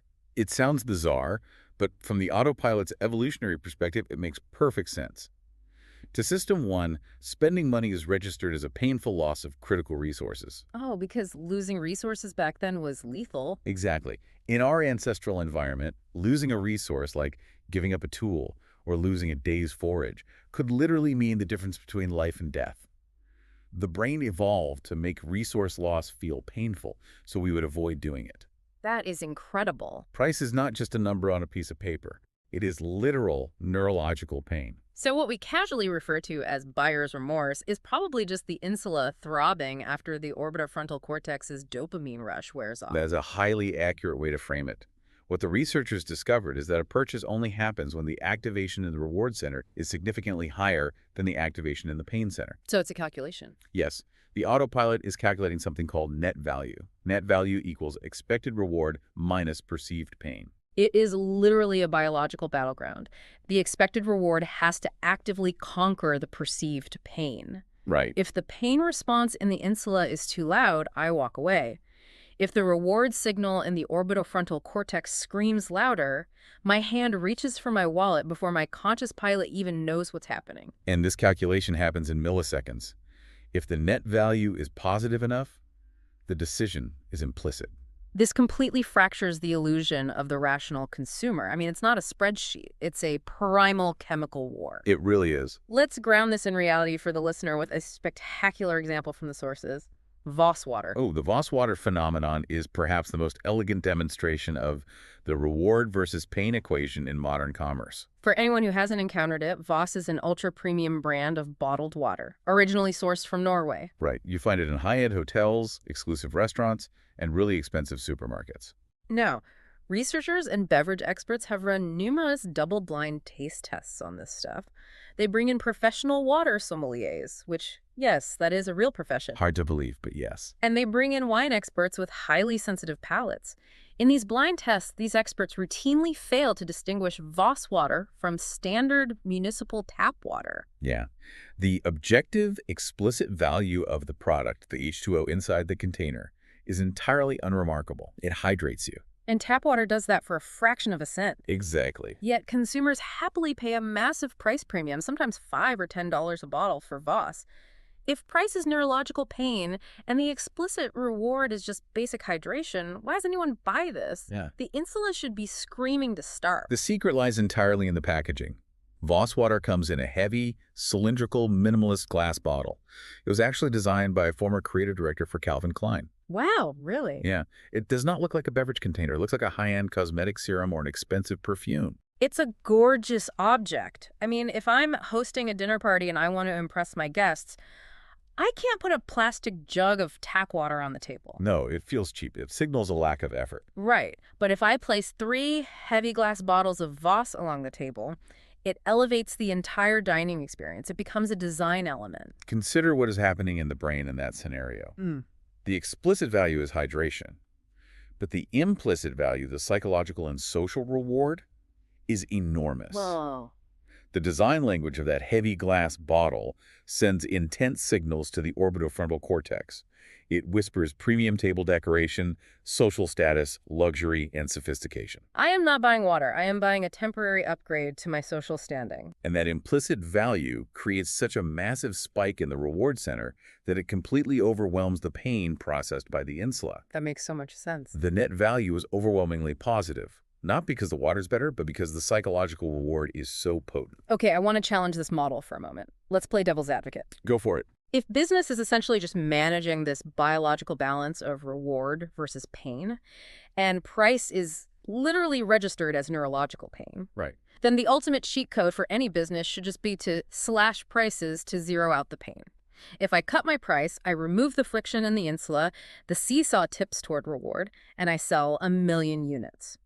Why do companies bother spending millions on glass bottles and brand building when they could just discount their way to victory? Slashing prices is certainly a lever you can pull, but it is the most dangerous and unsustainable lever in the entire machine. Why is that? Think about what happens when you constantly rely on discounts. First, you destroy your profit margins, which eventually kills the business. Sure. Second, and more importantly from a psychological perspective, you commoditize your product. If you rely solely on reducing pain, your product has no implicit value. The stronger, much more resilient lever is increasing the implicit value of what we call the brand frame. Walk me through how a brand frame actually works to alter this biological calculation. Look at Starbucks. The explicit value of a cup of coffee is just caffeine and hot water. You can make it at home for 20 cents. Right. If Starbucks only played the pain reduction game, they would have to sell their coffee for 50 cents to compete with your kitchen. Instead, they recognized that they needed to massively inflate the implicit value. So they aren't selling the liquid. They're selling the third place, a sanctuary between the stress of work and the demands of home. They engineer the entire environment to stimulate the orbitofrontal cortex. Oh, like the ambiance. Exactly. The warm, low-Kelvin lighting, the curated indie folk music, the rich smell of roasted beans that they deliberately pump into the air. They pump it in. Oh, yeah. And the heavy, dark wood tables. Even the Italian-sounding cup sizes, venti, grande, which make the experience feel exotic and European. It's sensory overload in the best way possible. They are stacking psychological rewards on top of each other. When you walk into that environment, the brand frame creates an experience so deeply rewarding that when the barista asks for $5, your insula barely registers the pain. Because the reward side of the equation is too heavy. Right. And here is where human psychology gets even more counterintuitive. Sometimes raising the price actually increases the perceived value. Hold on, you're saying that inflicting more neurological pain can somehow make the reward seem bigger? That contradicts the whole equation. It seems contradictory until you remember that the autopilot relies on heuristics, or mental shortcuts, to survive. One of the most deeply ingrained shortcuts in our modern autopilot is the association between price and quality. Oh, expensive equals good. Yes, the autopilot operates under that exact assumption. We assume that if something costs more, it must be made of better materials or possess some hidden virtue. So a high price tag can artificially inflate the activity in the reward center because the brain anticipates a superior experience simply because it costs more. Okay, so the brain calculates net value by subtracting pain from reward. But this leads to a fundamental problem. How does the autopilot know what the reward is actually worth in the first place? What do you mean? If I look at a cup of coffee, a glass bottle of water, or a new laptop, how does my brain assign a numerical value to the expected pleasure? Does it have some sort of internal lookup table? This is the most unsettling revelation in behavioral economics. It doesn't. It doesn't have a lookup table. The human brain has no absolute internal scale for value. We do not objectively know what a cup of coffee, an hour of entertainment, or a three-bedroom house is actually worth in a vacuum. I struggle to accept that. I feel like I know exactly what a cup of coffee is worth. It's worth around $3 or $4. If a cafe asks for $20, I know instantly that it's a ripoff. But you only know it is a ripoff because you are referencing a memory of past purchases. Oh. You're making a comparison. If you were an alien who had just landed on Earth with a pocket full of cash and you had never seen coffee before, you would have zero biological capacity to determine if $20 was a fair trade for that dark liquid. Because we lack an absolute internal scale, our autopilot relies entirely on context, comparison, and framing. Value is not a fixed property of an object. Value is fundamentally relativistic. It only exists in relation to something else. This concept of relative value completely destroys the foundation of traditional rational economics. There's a quote in our source material from Nick Chater, a professor of behavioral science, that summarizes this perfectly. Let's hear it. He says, "We have no absolute idea how much we value any object, service, or experience. All we have is comparison between similar things." And because our autopilot is desperately searching the environment for clues to figure out what things are worth, it becomes highly susceptible to framing. Which leads us to some truly bizarre consumer behavior. Let's dissect the mail-order dress experiment, because this study is the smoking gun that proves we have no idea what things are worth. It really is. So a clothing company wanted to test pricing strategies. They punted 3 different versions of their catalog and mailed them out to randomly selected identical demographics of customers. In Catalog A, a specific dress was priced at $34. Okay. In Catalog B, the exact same dress was $39. And in Catalog C, it was $44. Now, if we were rational calculating machines with an absolute sense of value, the outcome would be incredibly predictable. Right. The law of demand states that as price increases, demand decreases. Therefore, the $34 dress must sell the most, the $39 dress sells less, and the $44 dress sells the least. But the data completely defied the law of demand. The $39 dress sold 23% more volume than the $34 dress. It is a stunning, deeply irrational result. Here's where it gets really interesting. Let's really emphasize how weird this is. The customers who received Catalog B willingly handed over 5 more of their hard-earned dollars for the exact same piece of fabric, and they did it at a 23% higher rate. Yep. Why would the autopilot choose to suffer more neurological pain for the same reward? Because the autopilot doesn't process numbers like a mathematician. It processes them like a pattern recognition engine. In our modern retail environment, prices ending in the number 9 have a powerful, implicit meaning. Right, they signal a sale, a discount, or a bargain. Exactly. When a consumer sees $39, the autopilot instantly searches for a comparison to make sense of the number. It rounds up to the nearest clean cognitive anchor, which is $40. So the autopilot says, the real value of this dress is $40, but I am getting it for $39. I am winning. I am capturing value. Yes. And exactly the opposite happens with the $34 price tag. Yeah. The number 34 does not trigger the bargain heuristic. It just looks like a static, arbitrary price. There's no deal there. Right. The brain has no immediate internal contrast to make it feel like a victory. Even though $34 involves less literal financial loss, the $39 price tag generates a much higher expected reward because of the psychological thrill of the perceived deal. So the frame, the number 9, determines the value, not the objective cost. So if we know that prices ending in 919 trick the brain into perceiving a bargain, and practically everyone over the age of 10 knows this is a marketing trick, why does it still work? Shouldn't our brains have evolved past a 99-cent gimmick by now? You'd think so, but it still works because the autopilot is faster than the pilot. By the time your conscious analytical mind wakes up and says, oh, they're just using the 99-cent trick. Too late. Exactly. Your autopilot has already fired off a hit of dopamine in response to the perceived bargain. The emotional reaction precedes the logical analysis. You can't outthink a reflex. Wow. This teaches us a crucial rule of business. You must control the comparison. If you present your product in a vacuum, the consumer's autopilot will frantically search for a comparison, and it might choose one that makes your product look terrible.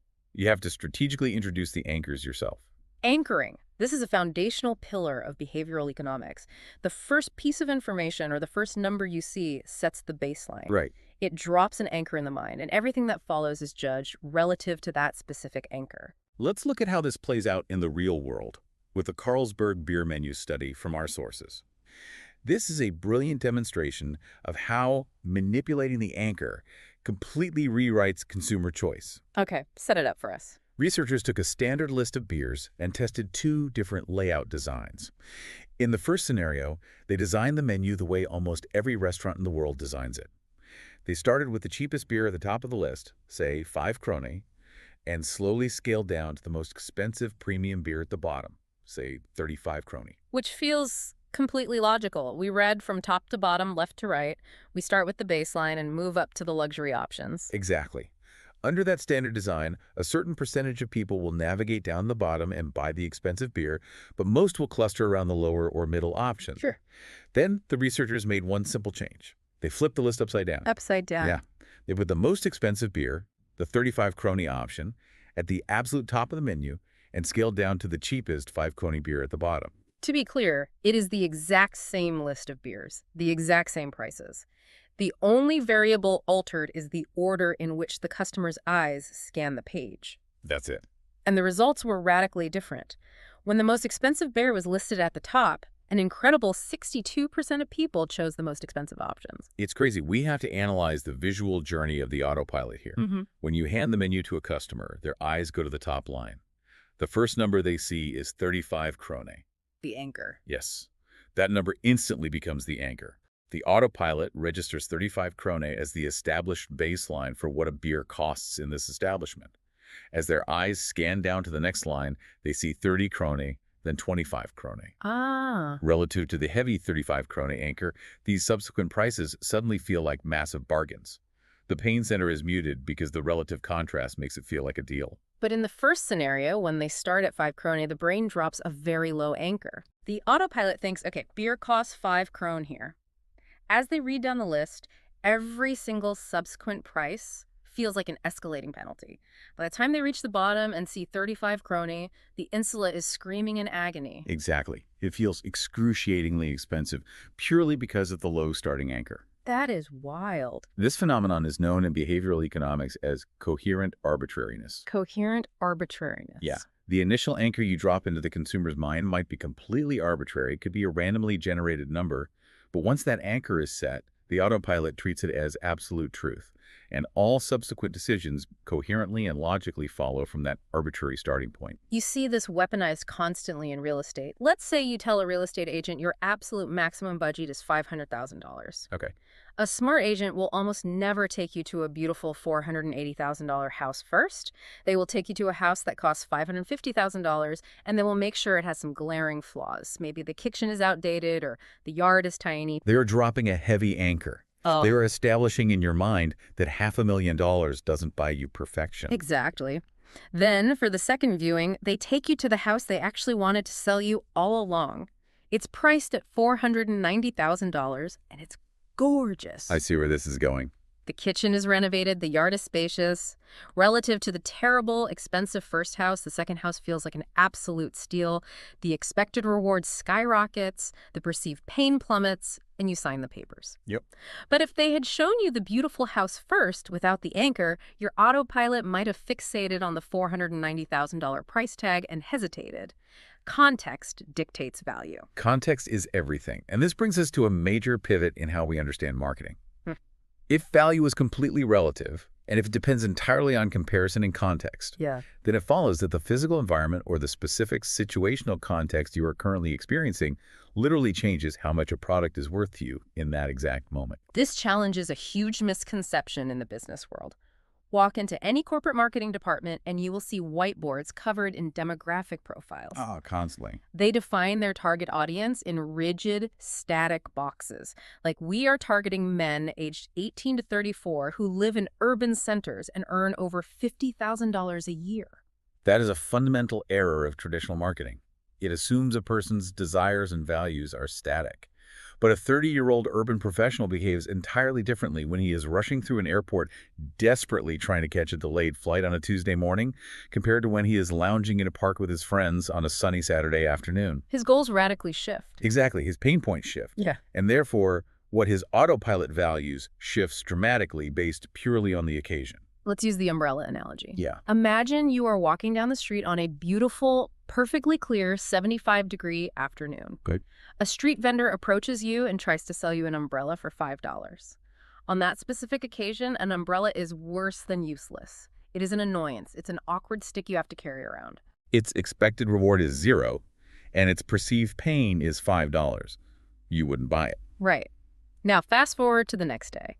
You are wearing an expensive suit, you are walking to a critical job interview, and suddenly the sky turns black and a torrential downpour begins. The situational context has radically altered. That same street vendor appears and offers you the exact same umbrella, but now he wants $20 for it. And your autopilot doesn't hesitate. You practically throw the $20 bill at him. You are thrilled to make the transaction. Notice what happened here. You are the exact same demographic. You have the exact same income and the exact same age. The physical product has not changed a single atom. But the value of the product exploded by 1,000% simply because the occasion changed. If we connect this to the bigger picture, this is what the Ehrenberg Bass Institute calls category entry points. Category entry points. Yeah. Their research suggests that brands waste an enormous amount of time trying to define their market by rigid product categories. Instead, you need to define your market by the job the customer needs done in a specific moment of time. The job to be done. Yes. Don't ask, who is my customer? Ask, what immediate painful problem is a human being trying to solve at 3:00 p.m. on a Thursday, and how can my product be the perfect solution in that exact moment? There is a masterclass example of this in the source material involving a brand called Frubes. Let's really unpack this because it proves how powerful occasion-based marketing can be. I love this example. Frubes is a brand of fromage frais, which is basically a sweet, healthy, yogurt-like dairy snack for children. Historically, a dairy brand like that would default to generic demographic marketing. They would define their product category as healthy dairy snacks and their target audience as mothers of young children. Right. They'd run commercials showing smiling families eating yogurt at a pristine kitchen table. The problem with that strategy is that it forces the brand into a bloodbath of competition. If your category is just healthy snacks, you are competing against every apple, banana, granola bar, and block of cheese in the supermarket.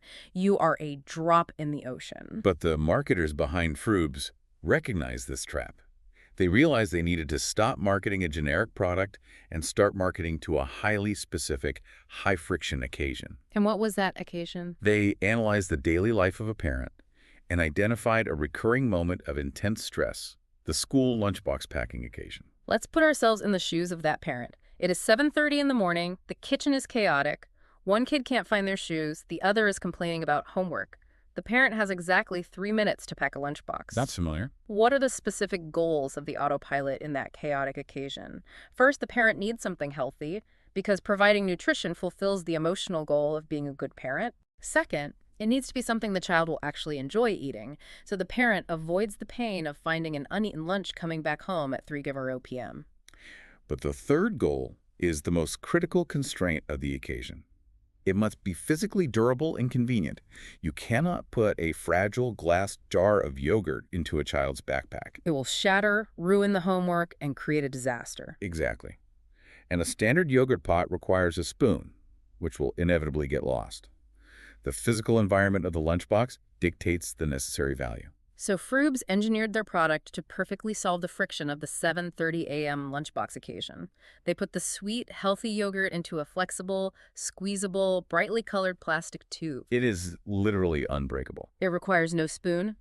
It is fun for the kid to squeeze, fulfilling the enjoyment requirement. And it contains calcium, fulfilling the good parent requirement. By aligning every aspect of the product's design and their advertising directly around the lunchbox occasion, they created a massive spike in value. They stopped selling a dairy product. They started selling the ultimate solution to your Tuesday morning lunchbox panic. Yes, they created a powerful category entry point. When that stressed parent is walking down the blindingly bright dairy aisle in the supermarket, their autopilot is overwhelmed by choices. Yeah.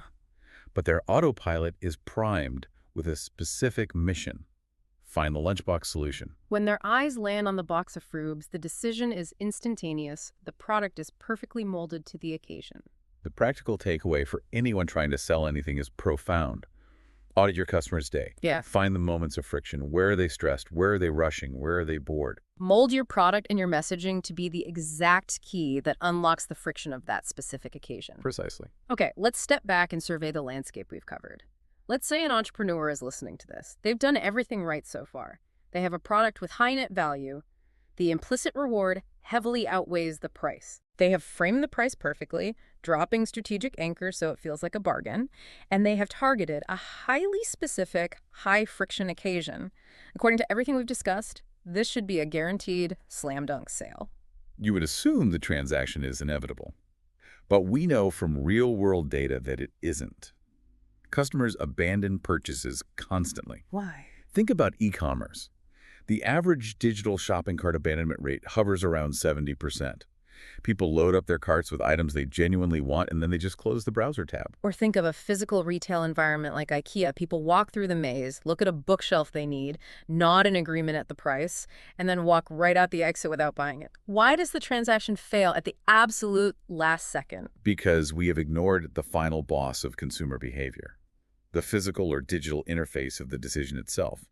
The path to purchase has too much cognitive or behavioral friction. This is where we transition into the meta principles of behavioral economics.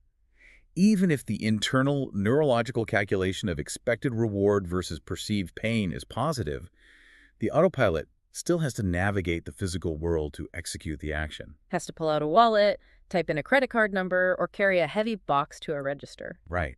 And the autopilot is incredibly demanding about how it interacts with the environment. It relies on three rigid evolutionary rules to finalize a choice: tangibility, immediacy, and certainty. Let's weave these three principles into a narrative. Yeah. Let's look at how tangibility works.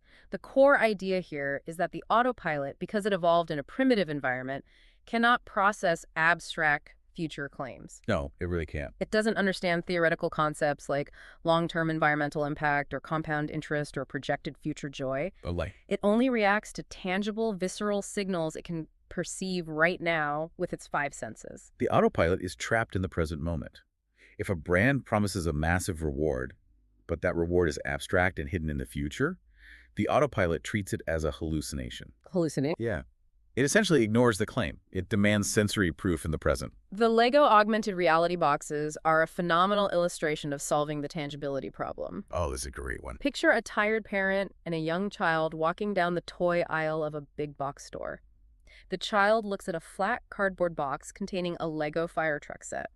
The explicit value is just plastic bricks in bags. Right. The true reward of the product, the immersive joy of building and playing with the finished fire truck, is an abstract concept.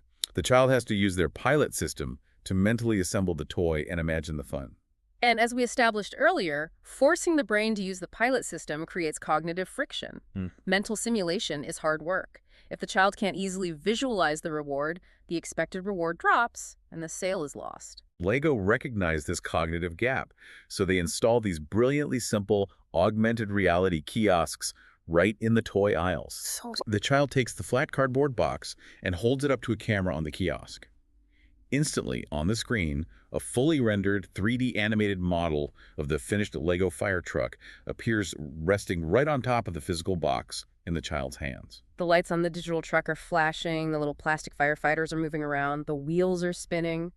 Analyze what Lego achieved there. They took an abstract, future, theoretical reward, the fun of playing with the toy tomorrow, and dragged it, kicking and screaming, into the tangible, sensory present moment. The child's autopilot doesn't have to imagine anything. No. The visual cortex is flooded with the reward right now. The tangibility skyrockets the expected reward, entirely bypassing the need for the analytical pilot to do any work. And tangibility isn't just a trick for children's toys. The source material outlines a fascinating case study involving a company called O-Power that proves tangibility works on deeply complex adult problems. O-Power, yes. O-Power works with utility companies to try and persuade citizens to consume less energy. Now, trying to sell energy conservation to the human autopilot is a nightmare. Oh, absolutely. The rewards are either abstract global concepts like saving the polar bears or delayed financial concepts like saving $12 on a bill 30 days from now. The autopilot does not care about either of those things. The autopilot's reaction to abstract future rewards is apathy. O-Power knew they couldn't lecture people with data. They had to make the concept of conservation immediately, emotionally tangible. What did they do? They radically redesigned the monthly energy bill. Instead of just listing kilowatt hours, they added a simple, highly visual chart. It compared your household's energy usage directly against the average usage of your neighbors and against the most efficient neighbors in your zip code. They turned an abstract utility into a tangible competition. Yes, but the absolute stroke of genius was the addition of a simple emotional signal. If your energy use was lower than average, they printed a literal primitive smiley face right on your bill. A smiley face. Yep. If you were doing worse than your neighbors, you got a neutral or slightly frowning face. Printing a smiley face on a bill sent to a 45-year-old accountant sounds infantilizing. You would think the rational pilot would scoff at it. You would think so. Mm. But the data showed it was shockingly effective at driving down energy consumption. Why? Because human beings are deeply evolutionarily wired to be social, tribal creatures. Right. In the ancestral environment, if you were doing worse than the rest of your tribe, or if the tribe disapproved of you, you were in danger of being exiled, which meant death. Exactly. When the autopilot sees a tangible visual representation that is failing compared to the local tribe, even a cartoon frowny face, it triggers a visceral, immediate social anxiety. Wow. The abstract goal of saving energy is translated into the tangible, immediate goal of restoring my status in the tribe. The tangible signal drives the behavior. Which flows perfectly into the second meta-principle immediacy. You mentioned that the autopilot is trapped in the present moment, and that has massive implications for how we view time and reward. There is a concept in behavioral economics called temporal discounting. Break that down for us. Temporal discounting is the biological reality that the further away a reward or a punishment is in the future, the less our brain values it in the present. Okay. The autopilot heavily discounts the future. As you phrased it earlier, the autopilot is essentially an impatient toddler. So the autopilot is basically an impatient toddler. It wants the cookie right now, and it doesn't want to pay for it today. Yes. If I offer you $100 today or $110 a year from now, your autopilot screams, take the $100 right now, even though waiting a year yields a guaranteed 10% return. It's just bad math. But from an evolutionary perspective, the future is highly uncertain. If a hunter-gatherer found a honeycomb, they didn't put half of it in a hollow log to save for their retirement. Right. The honeycomb would rot, or a bear would steal it, or the hunter might fall off a cliff the next day. Survival dictated that if you found a calorie reward, you consumed it immediately. Immediate rewards are valued at a premium. Delayed rewards are heavily penalized. And what about pain? Likewise, immediate pain like spending resources is perceived as highly dangerous, while future pain is largely ignored. This evolutionary hangover is the exact reason why saving for retirement is the most difficult financial behavior for a human being to execute. A 401k or a pension plan is essentially asking the autopilot to do something it hates. Let's run the net value equation on a standard retirement savings plan. Okay. The cost losing 5% of your current paycheck is immediate, tangible, and visceral. The insula registers that loss of resources right now.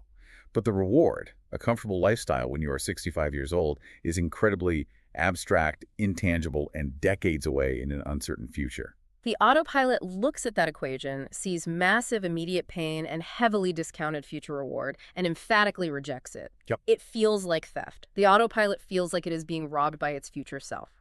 So if temporal discounting is hardwired into our biology, how do we ever get people to save money? How do you trick the impatient toddler? You have to hack the timeline. You have to invert the immediacy principle.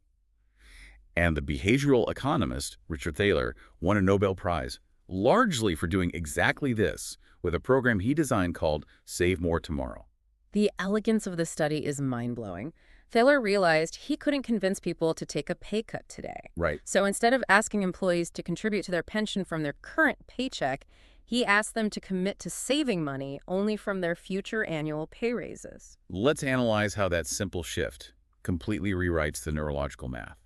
If I ask you to commit a portion of a raise you won't get for another 8 months, are you experiencing any financial pain today? None at all. My current paycheck, my current lifestyle remains completely untouched. The pain is pushed entirely into the abstract future. And because of temporal discounting, the autopilot does not care about future pain.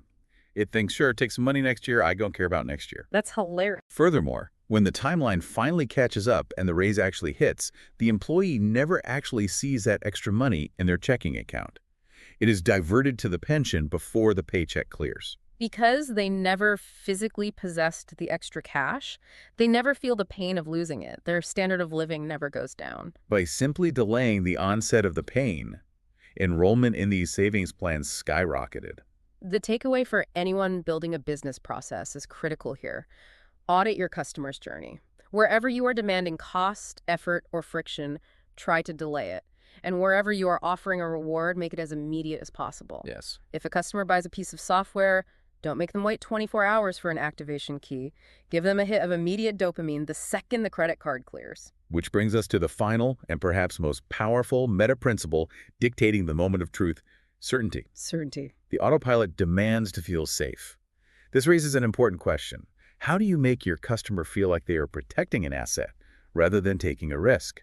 That phrasing, protecting an asset, is very specific. It speaks to a deep biological quirk. The autopilot not only hates risk, but it profoundly, irrationally despises losing things it already possesses. This phenomenon is known as loss aversion. Loss aversion. The psychological pain of losing something is approximately twice as intense as the joy of gaining that exact same thing. We feel the agony of losing a $100 bill much more sharply than we feel the fleeting thrill of finding a $100 bill on the sidewalk. Why is the brain so biased toward loss? Again, we return to the ancestral environment. Gaining an extra day's worth of food is nice, means you are comfortably full, but losing a day's worth of food means you might starve to death. The stakes for losing are biologically much higher. Right. Because of this, once we feel a sense of ownership over an object, even if that ownership is entirely hypothetical, our brain fiercely defends it. This specific manifestation of loss aversion is called the endowment effect. The endowment effect. Meaning, the second I feel endowed with an item, its value artificially inflates in my mind. Exactly. There is a classic behavioral economics experiment involving a cheap ceramic coffee mug. Researchers gave half the participants a mug. They then asked these owners what was the absolute lowest price they would be willing to sell the mug for. Okay. They asked the other half of the participants, the buyers, what was the absolute highest price they would pay to acquire the mug. Logically, a mug is a mug. The value should be identical for both groups. But the owners demanded more than twice as much money to part with the mug than the buyers were willing to pay. Wow. The mere act of possession, even for just a few minutes, instantly doubled the perceived value of the object, because giving it up felt like a painful penalty to the IMSLA. Wow. So you're saying that once we feel ownership of something, even a hypothetical pepperoni slice on a menu, our brain fights to keep it. Yes. And smart system designers use this principle of certainty, loss aversion, and the endowment effect to architect decision interfaces that practically force a purchase. The pizza topping study is a brilliant, slightly hilarious example of this in action. Let's use a metaphor to really visualize how this manipulates the brain. The researchers in this study wanted to see how the framing of a choice altered how much food people ordered. They set up two different ways to order a pizza. Okay. In the first scenario, they used what we call an additive model. The customer starts with a bare, inexpensive cheese pizza. They are then presented with a list of toppings: pepperoni, sausage, mushrooms, peppers, and asked to add whatever they want, with each topping increasing the final price. This is the standard model. It is like being a painter with a blank canvas. Every time you add a brushstroke of pepperoni, you have to exert effort, and you watch the price tick higher. Every addition is a tiny moment of financial pain. That is the perfect analogy. Now, in the second scenario, the researchers completely inverted the process. They used a subtractive model. The customer is presented with a fully loaded supreme pizza that already has every single ingredient piled onto it, priced at a higher base cost. The customer is then asked to subtract the toppings they do not want. Every time they remove a topping, the price of the pizza goes down slightly. In this model, they are not a painter, they are a sculptor. They are handed a massive block of marble, and they are asked to chisel away pieces of it. And what happens to the final order? Consumers end up with more than twice as many ingredients on their pizza, and they spend significantly more money when they are placed in the subtractive model. Let's dissect the autopilot's logic here, because it is wild. In the additive model, adding the mushrooms feels like a financial loss for a gain in flavor. Right. But in the subtractive model, because the pizza starts fully loaded, the customer feels instantly endowed with all those ingredients. Their brain claims ownership of the mushrooms before the pizza is even in the oven. Yes. Taking the mushrooms away, even though it saves them money, triggers the endowment effect. It feels like a painful loss of value. They are destroying the sculpture. The autopilot clings to the toppings because the certainty of having them makes the brain want to protect them. The pain of losing the hypothetical pepperoni outweighs the joy of saving 50 cents. The choices are identical, but the frame flips the biology. It really does. We experience this constantly in the digital world, specifically with defaults. The automotive industry are masters of the subtractive endowment model. If you go to a luxury car website to configure a new vehicle, they almost never start you with a stripped-down bare metal box and ask you to add leather seats and a stereo. No, they drop you into a configuration tool where the car is preloaded with the premium technology package and the luxury interior package. Those are the default settings. Right. If the premium surround sound system is pre-selected as the default, hovering my mouse over the button to uncheck that box feels It awful. feels like you're losing something. It feels like I am actively degrading my future quality of life. Even though unchecking the box saves me $2,000, the autopilot screams that I'm losing the nice speakers. The data shows that consumers overwhelmingly stick with default options. Actively changing a default setting feels like a cognitive risk. The autopilot assumes that the default is the recommended, safest, most certain choice. Makes sense. To change the default, the autopilot has to wake up the pilot. The pilot has to analyze the options, calculate the financial trade-offs, and risk making a mistake. The autopilot desperately wants to avoid that cognitive effort. So it takes the path of least resistance, it does nothing, accepts the default, and pays the higher price. So the overarching lesson for the listener here is to architect your choices, utilizing the power of defaults and endowment. Do not make your customer build value from scratch. Right. Make the most comprehensive, most valuable option the default setting. Give them the fully loaded pizza. Structure your offer so that the customer feels endowed with the value the moment they enter the interface, and force them to make the painful, active choice to give that value up. Minimize the perceived probability of incurring a loss. Make the reward feel certain and established, and make the act of walking away feel like the true risk. We have excavated a massive amount of psychological terrain today. Let's synthesize the core philosophy of what we've discovered. We began by asking a simple question. Why do we agonize over a 99-cent digital app but blindly tap our cards for a $5 coffee? And the unifying theory, the soul of this entire chapter, is that a purchase decision is not a magical, spontaneous whim, nor is it a sterile mathematical calculation. It is a highly structured, visceral, biological negotiation. A negotiation between reward and pain. Exactly. Our brains are constantly implicitly weighing the expected reward in the orbitofrontal cortex against the perceived pain in the insula. But those values are not fixed reality. They are highly malleable illusions, heavily distorted by the immediate context, the pricing anchors we encounter, the specific occasion we are trapped in, and the physical tangibility and certainty of the interface in front of us. So what does this all mean? It means that if you change the frame, you change the decision. You don't always need to build a better product sometimes. You just need to build a better path to the product. I couldn't agree more. You need to pull the abstract reward into the tangible present. You need to delay the onset of the pain. And you need to make choosing your product feel like a safe default asset rather than a risky gamble. The moment of truth isn't just a judgment of your product's explicit features. It is a holistic judgment of how the consumer's autopilot perceives the entire environment surrounding that product in a fraction of a millisecond. We've completely cracked the code on how you make the final decision to buy. But next time, we're diving into the hidden psychological forces that dictate why you even wanted the product in the first place. Oh, that's going to be a good one. The secret goals that are actually driving your shopping cart long before you ever reach the checkout aisle. Because removing the friction to buy is only half the battle. The other half is engineering the craving. Keep all of this in mind the next time you're standing in line at the cafe, staring at the menu, and deciding whether to tap your card for that $5 latte while your phone buzzes with an update for that 99-cent app you're still refusing to buy. What you just listened was the beginning of a full audio, way longer, explaining every single chapter of the book. If you would like to keep listening to the end and access to the full audio, you can access it with the link down below in the description and in the pinned comment.